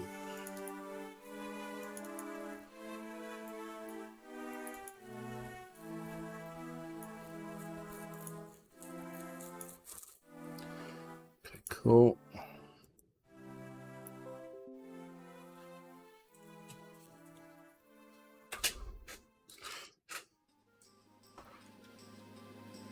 So there was definitely some lag with the with this bit here.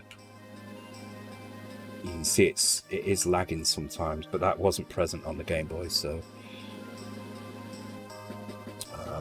it's kind of hard to do this test and actually give you guys something you can see.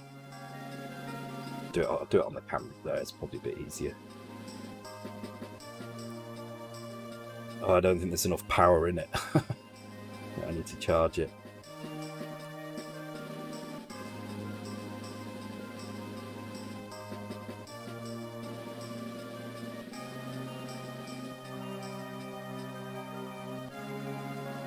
Oh, it feels really slower. I'm not sure why. He's walking.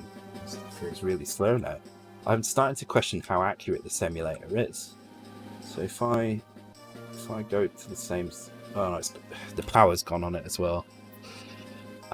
Okay. So I need to charge that up. I will continue with what we've got. But I need to charge that for next time. I need to dig that much.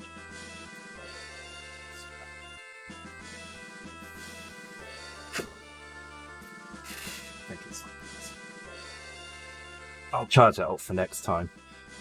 It could also be that the machine, when it runs out of power, it switches down into 1 megahertz mode. So it could be that just before it cuts out, it switches down into low power mode, which would slow it down. So maybe I'll start the BBC version. I do have a BBC there. I should do something with it at some point. Just not got any desire to do that. Not yet, anyway. I've got a box full of BBC and Electron tapes. I don't know where it is though. That I haven't even tested. So maybe I'll do it. Maybe one time on stream I'll go through all my BBC tapes. So I've got the BBC tape deck up there, or the Acorn tape deck, whatever it is. Yeah, the TI-99. I'd actually like to do something because I do like the keyboard on this. I would like to do something on that, and I've actually got a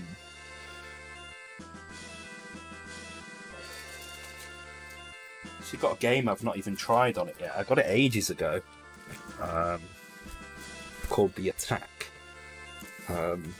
I got it just for doing some testing and never actually got around to actually trying it out.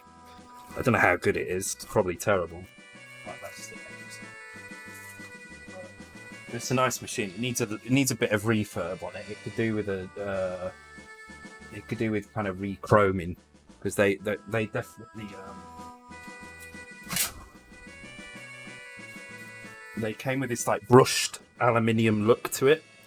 I don't know if you can see that, how well it comes across on camera. It's quite scuffed up. It's picked up a lot of damage over the years, just general scuffage, and it looks a bit of a mess. So I would like to give that a change. So I don't even know how I would do that, if I can do it. Maybe there's some kind of vinyl that I can get and put on it, which would kind of fix the issue. The only problem is getting this print to remain if you're using vinyl. So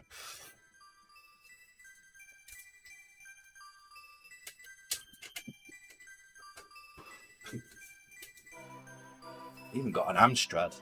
I mean, if I really want to go crazy with the Z80, I've got an Amstrad. So.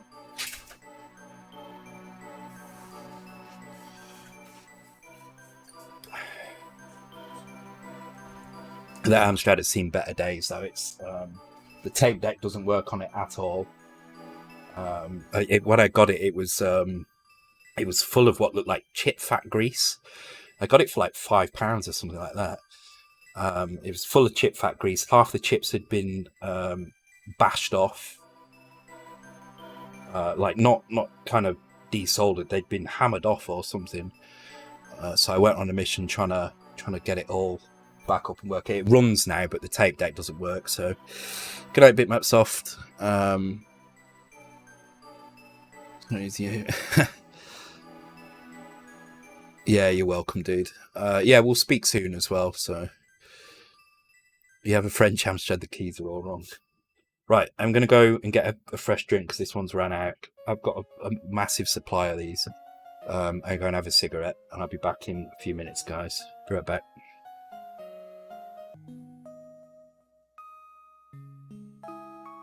I'm back. I realised as well I've also got this thing.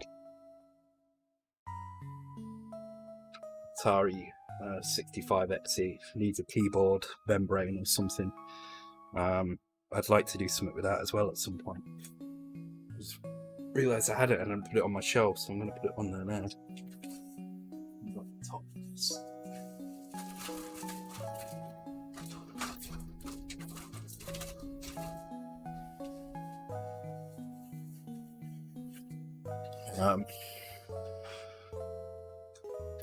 It's quite a nice machine. That it's basically a 600 XL, but the modern version when Jack Tramiel took over and was doing the ST, they kind of rebranded all the 800s and 600 XLs to look like that.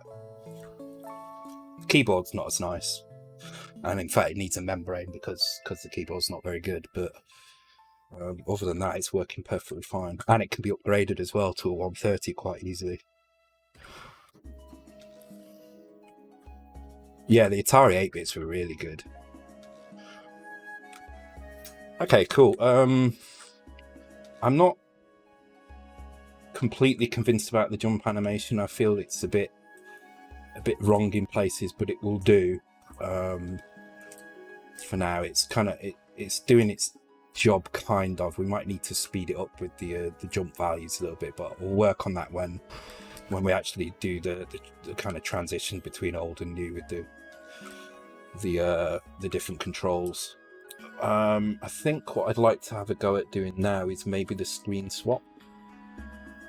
So at the moment we just have screen numbers, and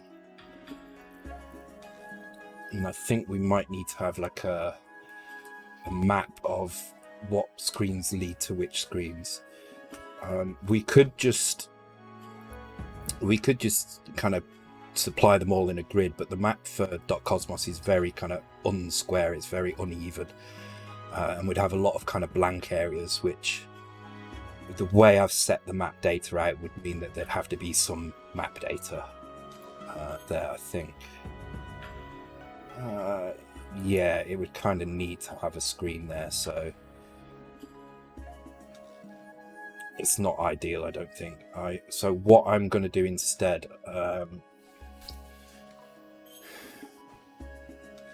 just trying to think how the easiest way to handle this would be.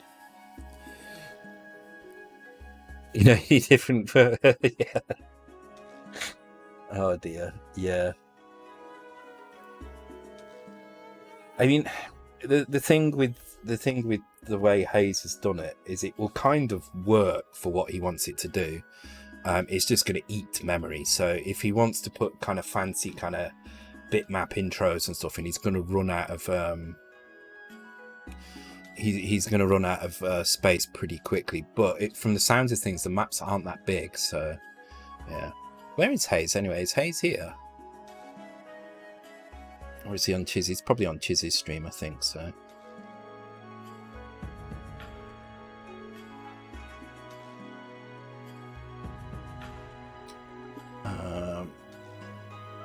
Okay, let's have a look. I'm trying to think how to do this now. So, one way we could do it is we could have... Actually, where is this stored? This is in banked assets. Okay.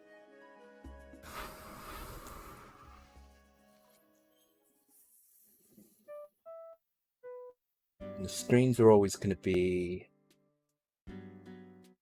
the same size. I think the screens need some additional data at the end of them here, or at the beginning maybe, to say which screens they go to, so we can look this stuff up. So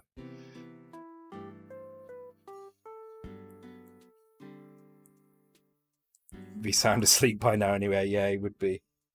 Oh, I did wet my drink as well. Not cold though. It's gonna taste like delicious. This stuff though, I definitely recommend it. Really, really good. And it's sugar free as well. It's all natural. Yeah, I should kind of just set up a weird pseudo Creatures 3 dev environment or something, and when I start my stream, accidentally have it on just to troll him a little bit. That'd be kind of funny, I think.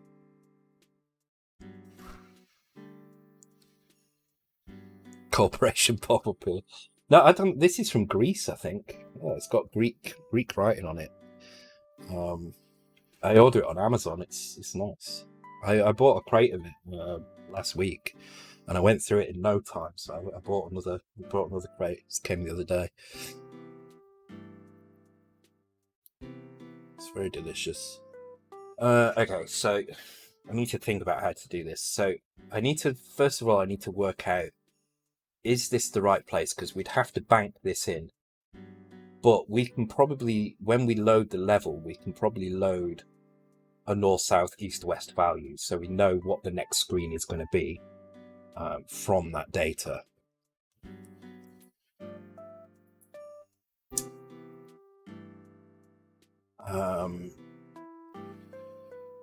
Yeah, I did. I sent Hayes a video of Doc Cosmos 2 last year, I think it was, and because he was doing the Commodore thing, and it never came out.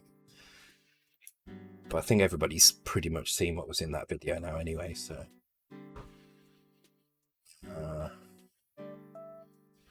think anyway, let me have a look. Let's see if I can find it. I might give it a quick play while I have a think about this.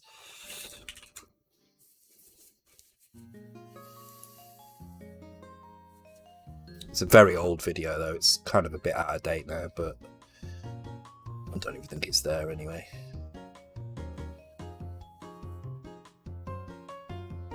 No, it's not there anymore. Nah, whatever. It's out of date now anyway, so it's probably not. I do need to. I need to get back to coding properly again. I've been kind of, last night and today it's been the first time I've really done any C64 code outside of the stream, which has been kind of nice. I just need to get a routine going so I can do it properly, and work on. I'd like to work on a couple of things at a time still.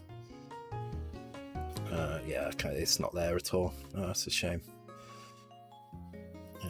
Just check my YouTube. Maybe I've got it as a private video on one of my YouTubes or something.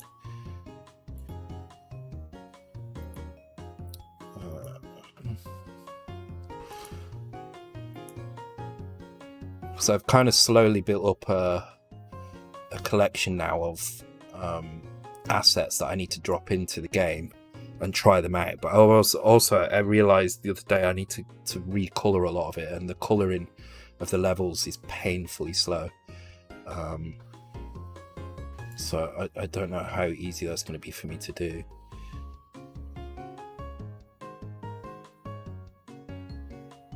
Oh, I do have it. So okay, fair enough. So I mean, this is old. This is like a year old now, but you may as well show it. Why not? It's a year old. It's very buggy. There's a few things missing from it. A lot of the graphics have been updated and changed, but you get a kind of idea for how the game feels.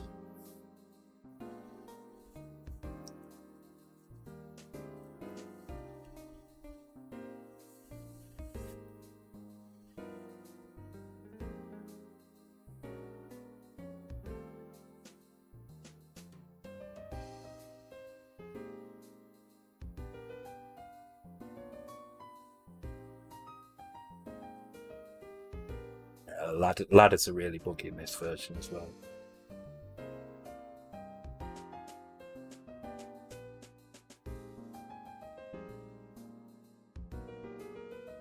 I don't think I've shown this actually. I think this is the first time I've shown this.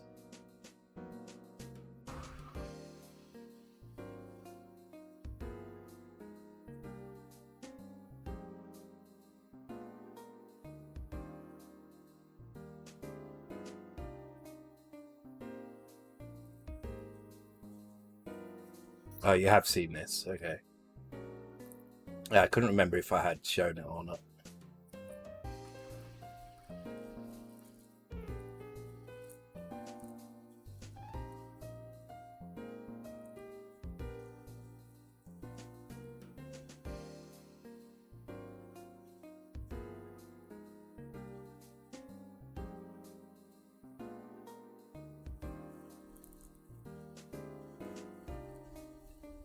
It has progressed a little bit since then, so...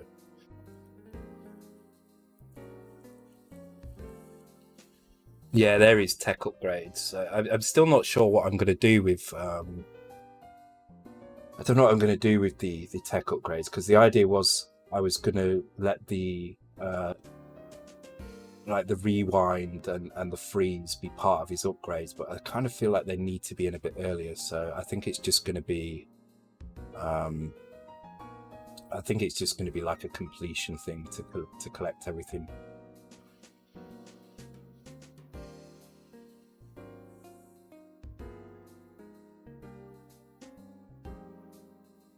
It's pretty much it. There's not a lot more to it.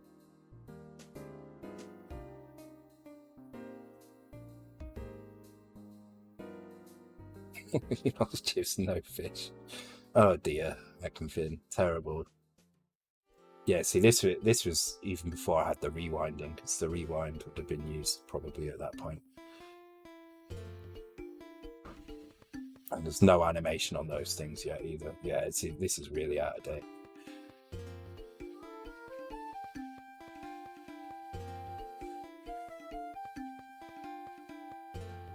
Yeah, there we go.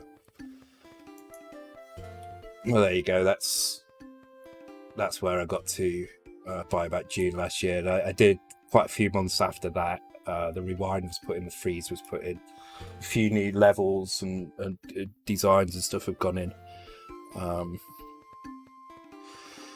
Yeah, the rewind was not in at that point. It was just something I sent to Hayes when he was doing his C3, whatever it was. Just you reminding me when you said C3. Luna could use the rewind feature. Oh, God. Hey, Furrow, welcome to the stream, dude. Yeah, so we're on DS music now, I believe. Okay, so I think what we need to do is we need to add some additional information to the end of each screen. Now, I'll probably make this exported again from the map, so I definitely need to do some work on the map editor at some point. But for now, we can just add them in here as well. So what we'll do is we'll add a few bytes in for north, south, east, and west. So basically, if you go north, which screen will you go to? If you go south, which screen will you go to? If you go east, and so on. So I'm going to put the numbers next to them here. These are the screen numbers, and not necessarily what's loading in. So let's pick a screen here. I think is no. Let's do one where we can go down as well. Let's do this one here. So if we load 2 3 2 4, no 2 2 2 3 2 4 2 2. No, hang on. 1 3 1 4. No, what am I saying? 1 3 2 3 3 3. Okay. 1 3 2 3 3 3, which is what we've got in there. Okay. Don't know why I've given them names in here, but okay, fair enough. Keep that. And then we'll put the final one in here, which will be 3, 4. And then we can use this to kind of check that the screen, we can go up and down the screen, although we're probably not going to be able to get back up from this screen, but we can at least get down to it, which will kind of show us that it's working one way. Okay, so what I'm going to do in terms of north and south, if the value is -1, then that's going to mean there is no screen. You can't get anyone from that screen. So north and south. So we're starting on this screen here. North and south, you can't go. We'll make it so you can't go east as well. Sorry, west. So north, south, east. So we can go east. So that'd be 1. That'd be -1. So this will all be generated by the map editor in the future. But for now, we'll just put it in here. So if we want to go east here, that's going to take us to this screen, which is screen 2. And if we want to go west, that's going to take us to screen 0. And then here it will be minus 1, 1. But now you can go south, which will take us to screen 3. And then this one will be -1 everywhere except north, which would take us back to screen 2. Okay, so first of all, I want to make sure that these are actually loading correctly now with this extra data in here. I have a funny feeling. Oh no, there isn't a line going on here as well. How big are these files? How big are they actually in size?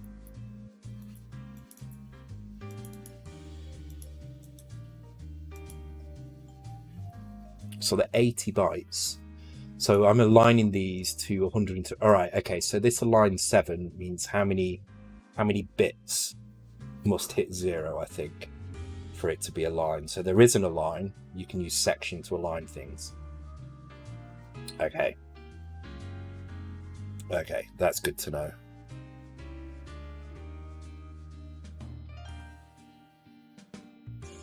Error line 31. What are you on about? I'm confused now.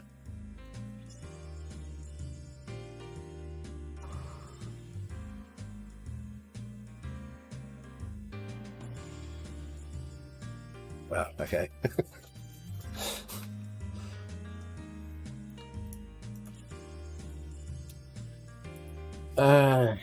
Right. So I think if I'm correct in my thinking, that means we have 48 bytes free to put additional information in for each level, and I think that's way more than I had in the original game. I think the original game just had some extra information for where the sprites spawned, where enemies spawned, and that was it. And where any doors and keys were as well. So I think that's probably enough. So this is screen 0, so I'm just going to try spawning on screen 1 and make sure that it actually loads up correctly. So if it loads up correctly and we see a waterfall in the background, then we know that no, okay, it's not. Okay.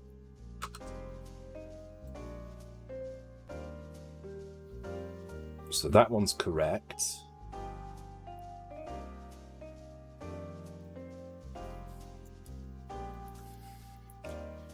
Now what happens if I just comment them out?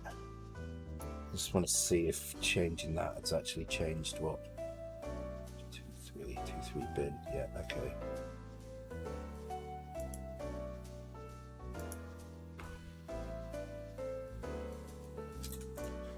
So maybe it's just the map drawing routine that's wrong. Okay, yeah, the map drawing routine is wrong. Okay, so let's go and have a look at what's going on with the map draw. So map draw takes C to start. Okay, so we switch to the bank for the screens. And then we do some funky stuff. So we put the value 8. The value into the top byte, and then we roll it to the left, and then roll it to the okay. So let's have a look what's going on. Yeah, this music is lift music. I'm going to go back to the original one. I don't like this this music. Let me put. There's a really good Game Boy music playlist. I like this one. Here we go. There we go. All right, so let's find out where this map draw function is and go and debug that a little bit. Find out what the hell's going on. Okay, so map draw is in ROM 0, so I would expect it around here somewhere. Here we go, 065E. So let's put a. Oh, that's a good point. How am I going to break there? Can I restart the game or something?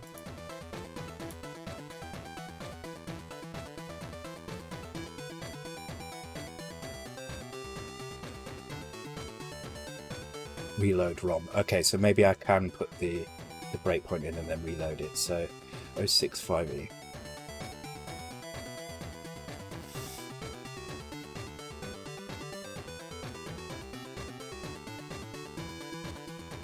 That's here. Okay.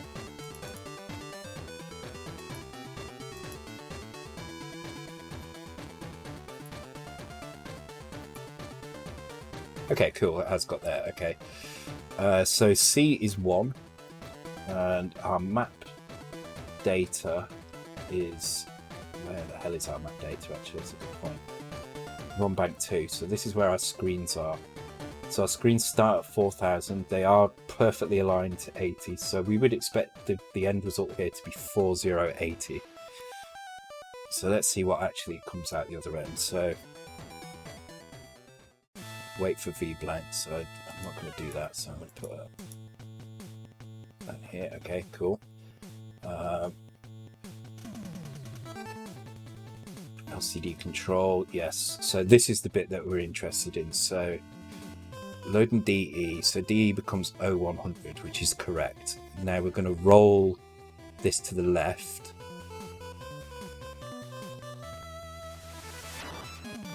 DE becomes 080, which is correct.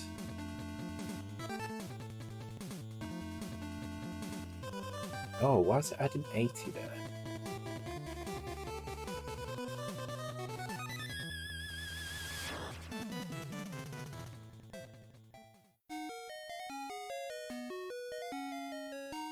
Well, I think this is where the problem is, because at the end of this, DE should be 4080 and it's not, it's 4200.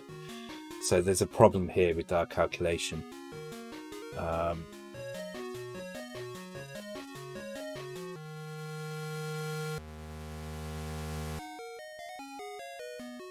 Screen and FF is 80, but why is it 80? Screen should not be that. Screen should be... Oh, actually, where is screen? It's not showing up on here, and it should be. This could be our problem. Here, okay.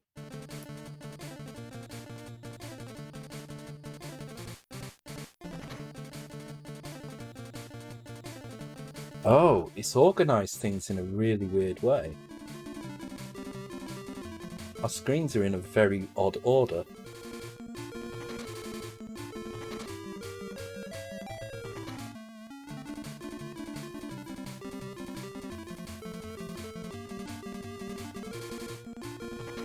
Okay, we can't use sections here. We're going to have to self-align, which is a bit annoying.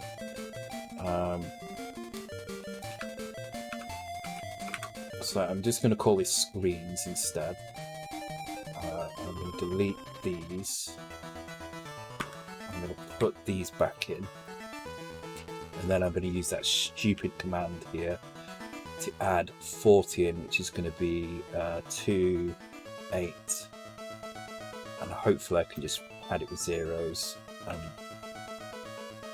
even remember how to do the now. Hopefully I can put this all on one line and then this doesn't look as much of a mess.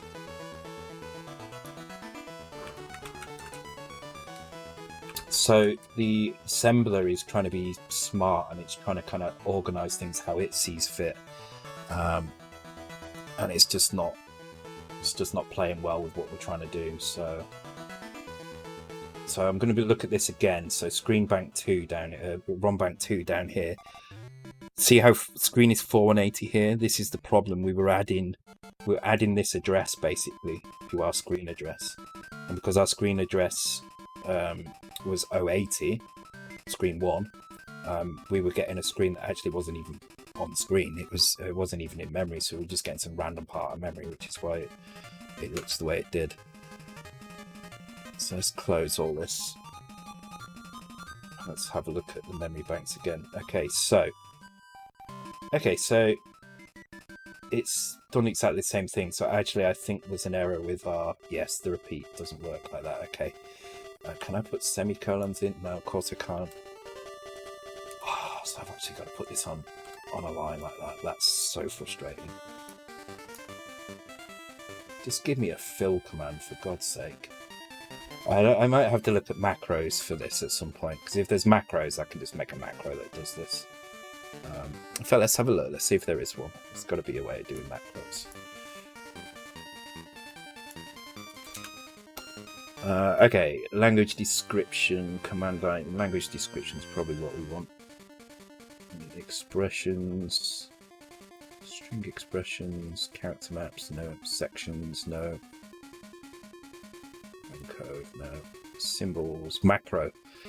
A block of RGBSM code that can be invoked later. Okay, that's good. So how do I actually make one though? One of the best features in ability to write macros is to be called with arguments that can react to non-inputs using if constructs.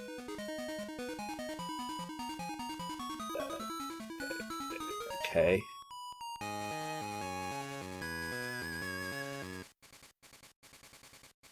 Okay, so I think what I can do, if I just put this here and pull it, fill 40. I don't know how that gets invoked, but we'll find out in a second.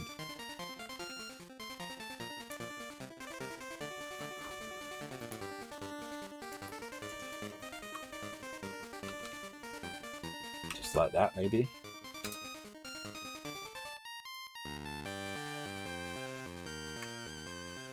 See how this works. Maybe it's got kick a sec, but so much better. My God.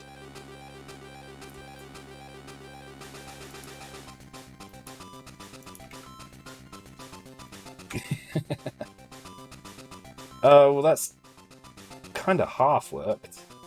But I don't think it's not filled anything in, so it's not actually done anything. So the screen is at the right place, but then it's kind of just it's just filled 4 EF 1 2 3 4 4 times 8 is 320.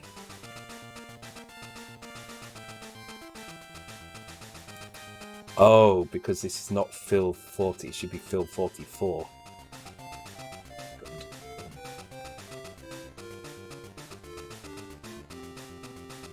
I wish I could just pass a parameter into that. There might be a way to do it, but I don't know what it is, so...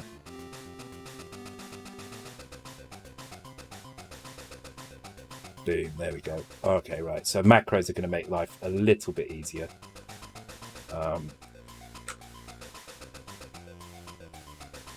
Okay, cool.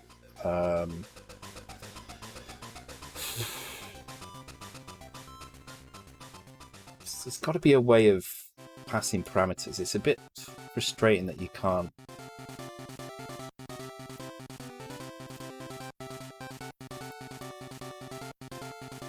Oh.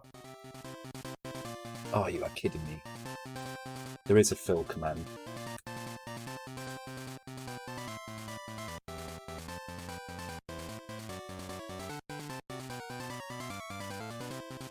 That makes life a bit easier. Don't need that crap anymore.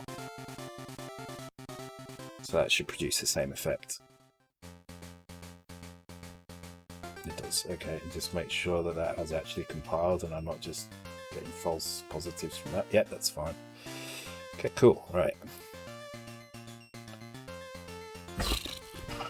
Ugh. Right. So let's have a look.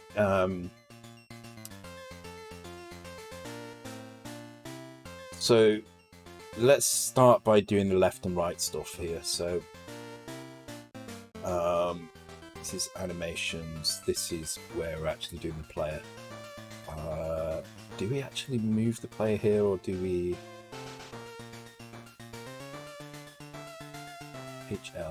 HL player X? Yes, we do. Okay. So at this point here we decrease HL. At this point here we increase HL. So I am going to add a check here. I'm going to put a thing in. I'm going to put check for screen exit. And we'll start by just doing something really, really simple. And we'll just check HL for a specific value. Should I just let me run this a second?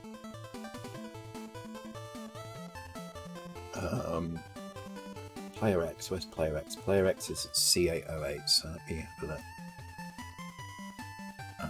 Debugger.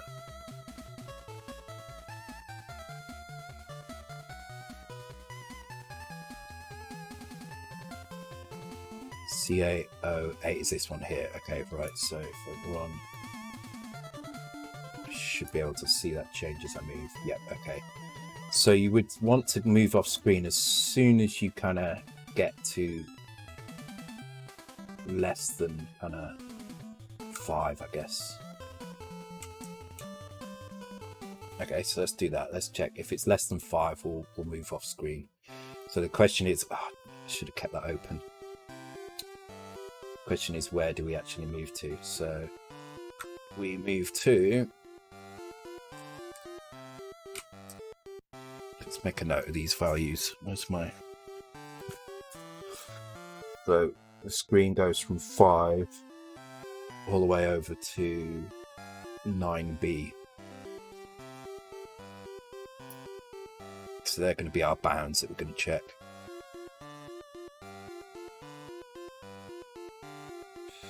So first of all, we're going to compare that value to 5.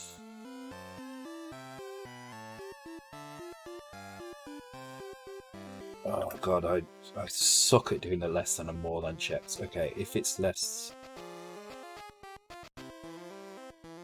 oh, I can't remember. Is it not calculates? Can we?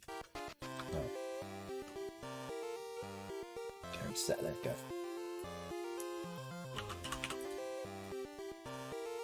It'd be really good if it had proper local labels as well. So at this point, we need a new screen. So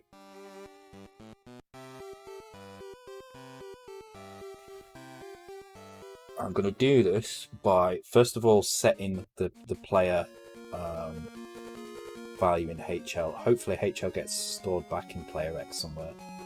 It doesn't look like it does actually. HL with player X. Oh, we're directly looking at the byte that's in there. Okay. So we've moved left off screen. So first of all, I'm just going to do something really simple. I'm just going to put that value 9B. And I'm going to put that into HL. And hopefully that should just make us loop around the screen now. But it does not, because this needs to be NC.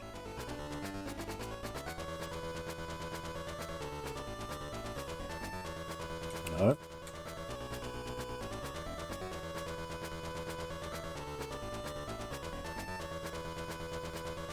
What?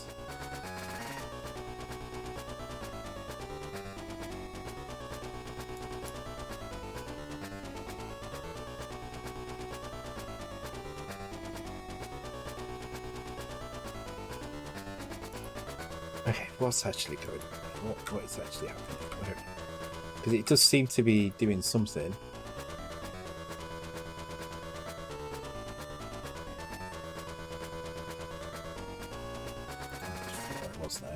C808, okay.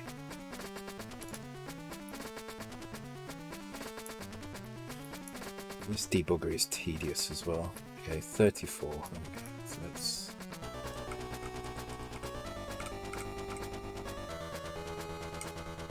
Okay, it's doing nothing at that point. So that should probably be that then. So let's try that again.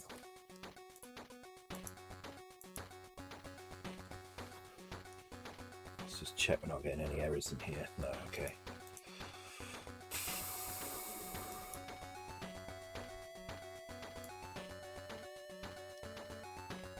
Kids today are spoiled, yeah.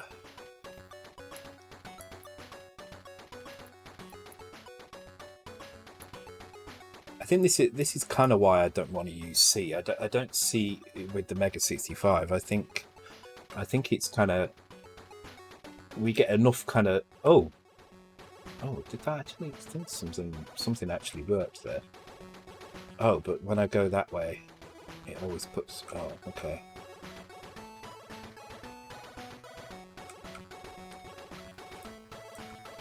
Oh, well, what's going on here? Skip right, okay.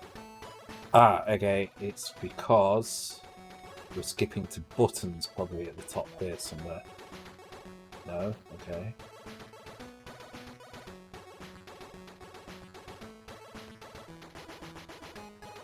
Skip left, yeah, right.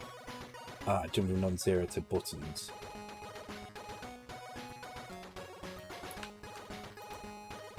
Okay. Yeah, I don't want to use C because I think there's enough tools that make assembly less painful, so... Yeah, I mean... Yeah, exactly. Well, I mean, that's the thing, right? I'm still using C constructs anyway to do... you know, loops and unrolled code and stuff. So it's still kind of... It's made a lot easier nowadays to write assembly, so I don't see the problem with doing it. And you're just going to get so much more efficient code anyway, so... Okay, now it's just locking me to that side of the screen, so I think that's because we're always above that layer, so I think that should fix it now. Okay, alright. Yeah, there we go.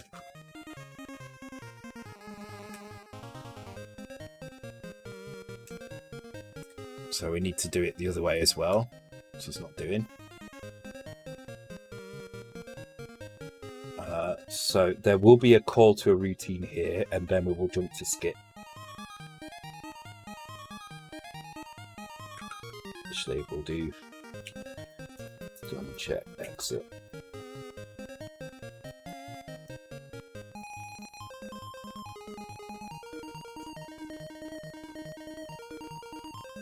And basically, we just need to do this again, but we need to check the other direction for 9B. So, although this will be 9C because of the way the carries work.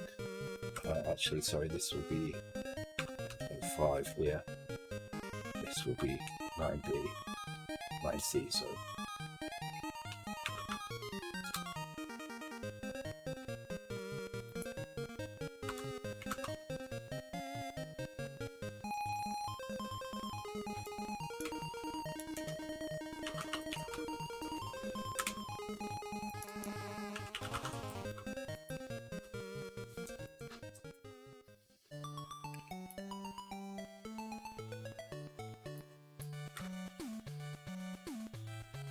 Okay, well, I mean, it's falling off the screen because of the layout, but it is going left and right. So the next thing to do is to load a cardinal direction into something like this. So I think what we'll do is we'll say, so this is moving left, so this is north south, so this is east, so this will be 2. And we'll call change screen, and I'll put that in the map code. So this will be west, so this will be 3. And then in here we need some change screen code.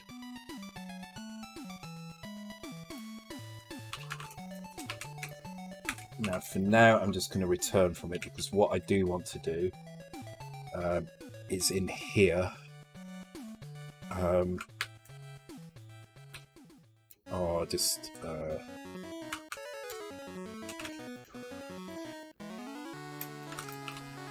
So I'm just going to put 4 bytes, which is going to point to where our screens are, basically. So rather than have to kind of load this every time, whenever a new map loads in, that's the first thing it should do, is you should grab that data.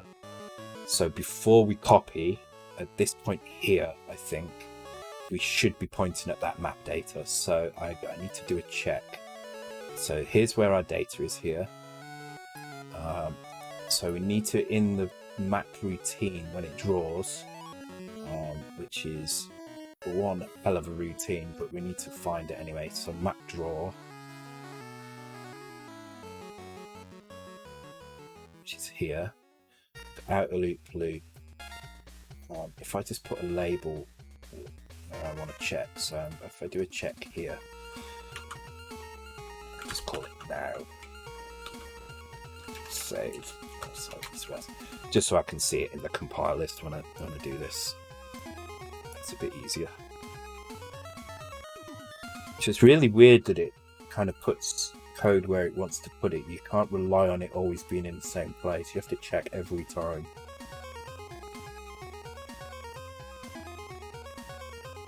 Oh, something's not compiled because I didn't put that in. I don't know what it has. Where is it then?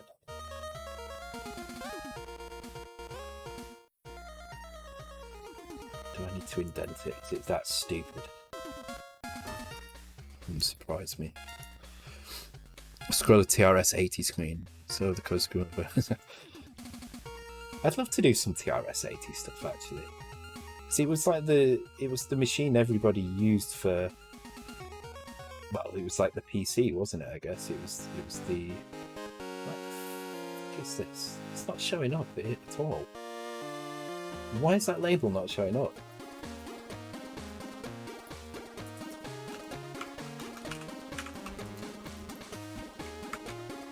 Doesn't make any sense. Yeah, it was kind of used quite a lot as a cross-assembler machine, wasn't it? But I find that really interesting. It had no graphics. I like how you know what that tune is, Andy. That's amazing.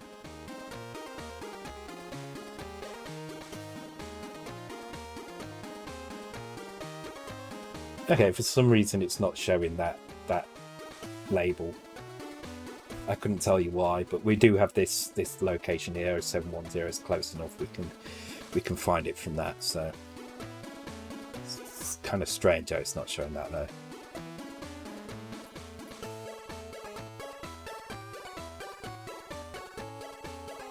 I'm worried that isn't actually compiling. Sorry, assembling. No, I know how upset you'll get, Andy.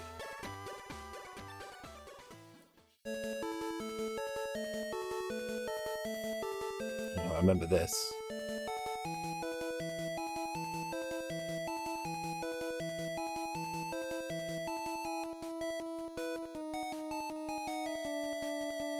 No, 710. So this is that bit here. So back. Jumping on 0. So this is where I want to check. So what I want to see is when I get to this point, what the various registers are pointing to. So I'm hoping that it points to one of the screens nice and neatly. So I'm hoping that one of the registers is in the range 4050 or something like that, or 40D0.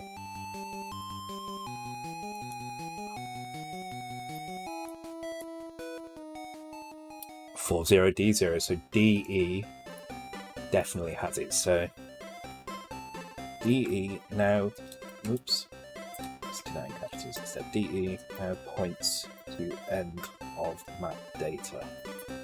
So we can read those 4 values in. So I think what we can do is we can really easily,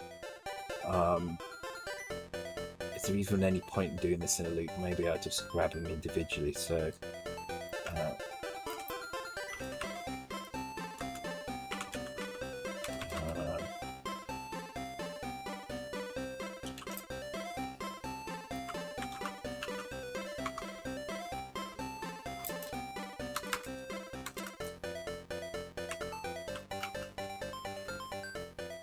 there we go. And then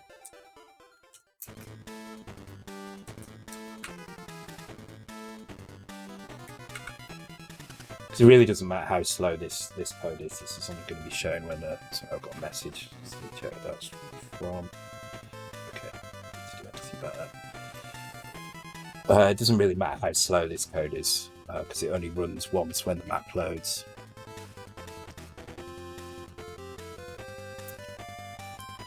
Yeah, this is a much better playlist. So. Okay, so now we've got that list, what we can do is we've got that passed in the accumulator. So I can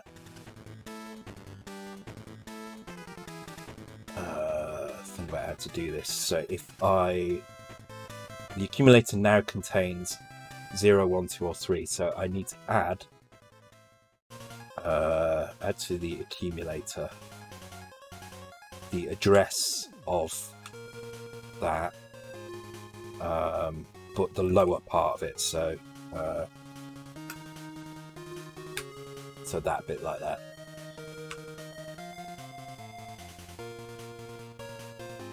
And then I can put that into E, and then I can load the accumulator with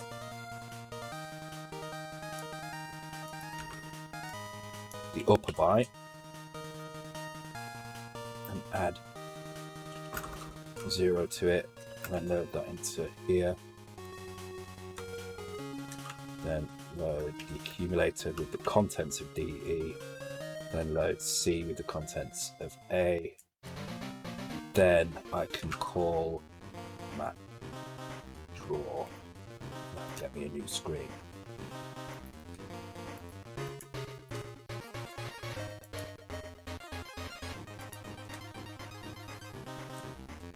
No, okay. Not exactly what I was hoping to see. Let's try it again, go the other way. Okay, so it's definitely changing the screen, but it's taken us somewhere completely different. So what I'm going to do is I'm going to find where the map drawer is and see what that value is as it comes in. Actually, we can do it on the change screen, can't we now? So that should hopefully be in the list. Let's give it a reassemble. I'm just going to constantly call it compile. I can't help it. It's 25 years of. Is it 25 years? No, maybe. Yeah, it is about 25 years of compiling code. Okay, change screen. Here we go. So 0683. So let's go and have a look at that area. And see what happens when we move off screen. See, there's like step through it and see what's going on. 0683. And then if I get this working, I'm going to play maybe about an hour of Last of Us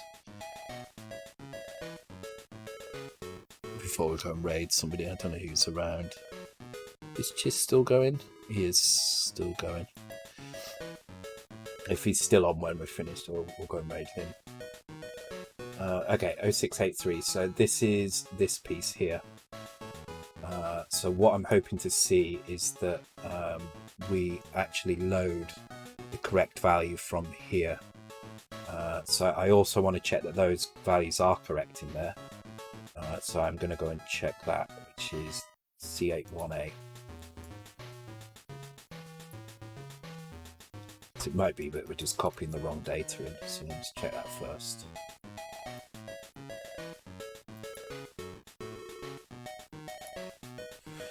So this is Z81A. And it does indeed have some strange values in here. So let's compare those against the assets. So we've started on screen 1.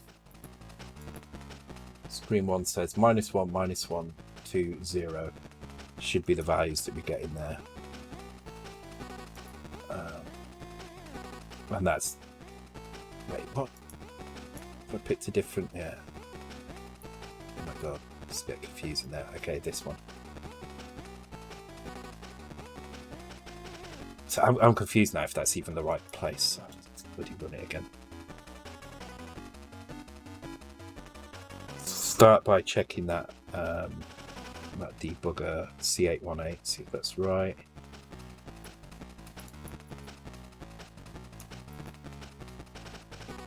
Okay, so it's now got something different in it, which is 0FF60. I don't think this is copying the right values in at all. Which means I am going to go back to that piece of code and check what's going on. So map for 665.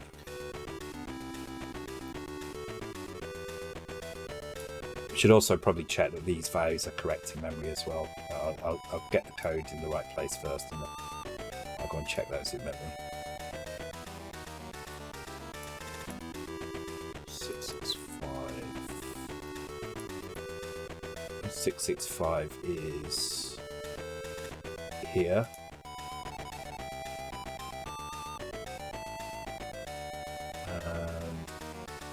That is where we start building it. So that's where I'm going to put the first breakpoint. Then I'm going to go and check the map data to make sure that 4,000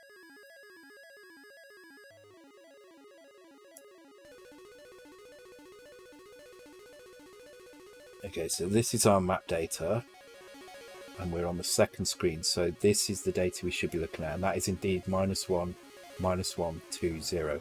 So that data is correct. So let's reload the ROM. Okay.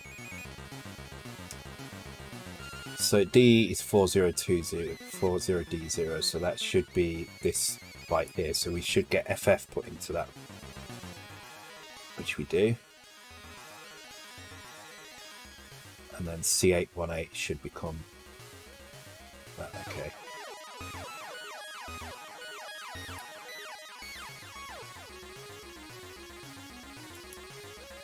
It does. It's good. D is now 40D1, so we should get FF again. Ah, we're putting it all in the same place, that's why. Just me being dumb. I did all this, and I didn't bother to do this.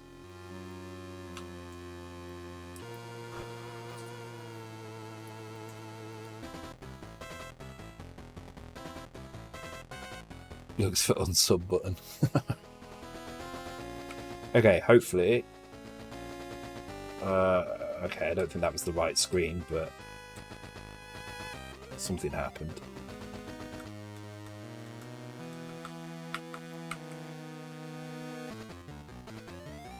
What?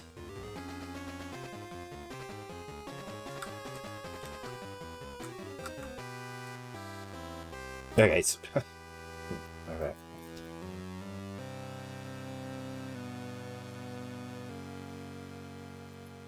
So if we're on this screen and we go east, which is that way, we should go to 2.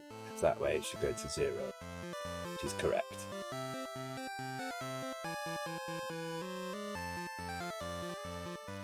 So east is 2, west is 3. So let's just make sure. Maybe I've just got the wrong values in the player. No, it's correct. Okay. So next job then in that case is to check. Oh, god damn it.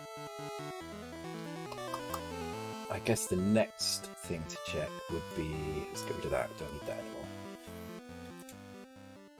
To check that this actually puts the right value in, so okay.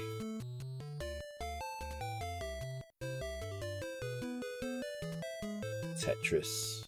I think everybody knows this tune. I don't think there's anybody on the planet that doesn't recognise this who's around about our age.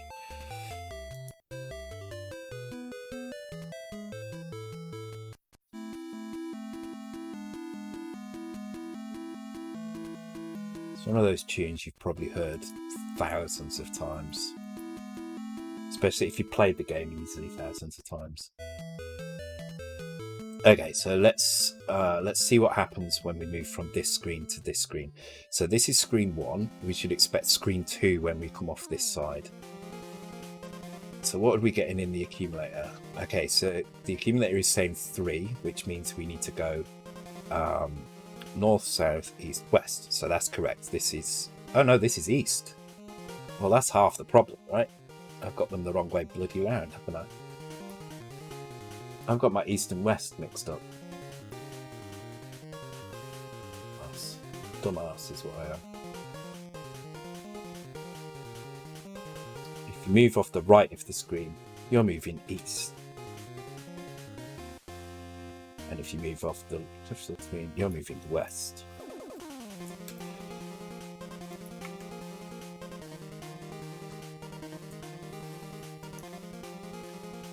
Teenage Daughter knows, yeah. It's an amazing game. Still to this day, it's addictive as ever. Cool, that's working.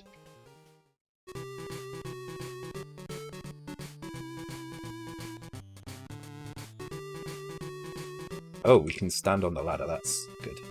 That means we can probably get back up then. Okay, there's no dropping up because we haven't put it in, so let's quickly put that in. And then I think I will play. Actually, no. Do you know what? I'm gonna call it there. Actually, we'll do the rest later. It gives me something to start on next time. Cool. Right, I'm gonna switch over. I'm gonna go and have a cigarette. I'm gonna come back. I'm gonna switch over to Last of Us 2. So if you don't want any spoilers for that game, I would leave now. And if you do, thank you for coming along tonight. Really good to see you guys. For those that are going to stick around, I'm going to play for about an hour. I think we're about 5 or 6 hours into the game, so not too far. Probably got shitloads left, that's for sure. I'll see you guys sticking around in about 5 minutes. Be right back.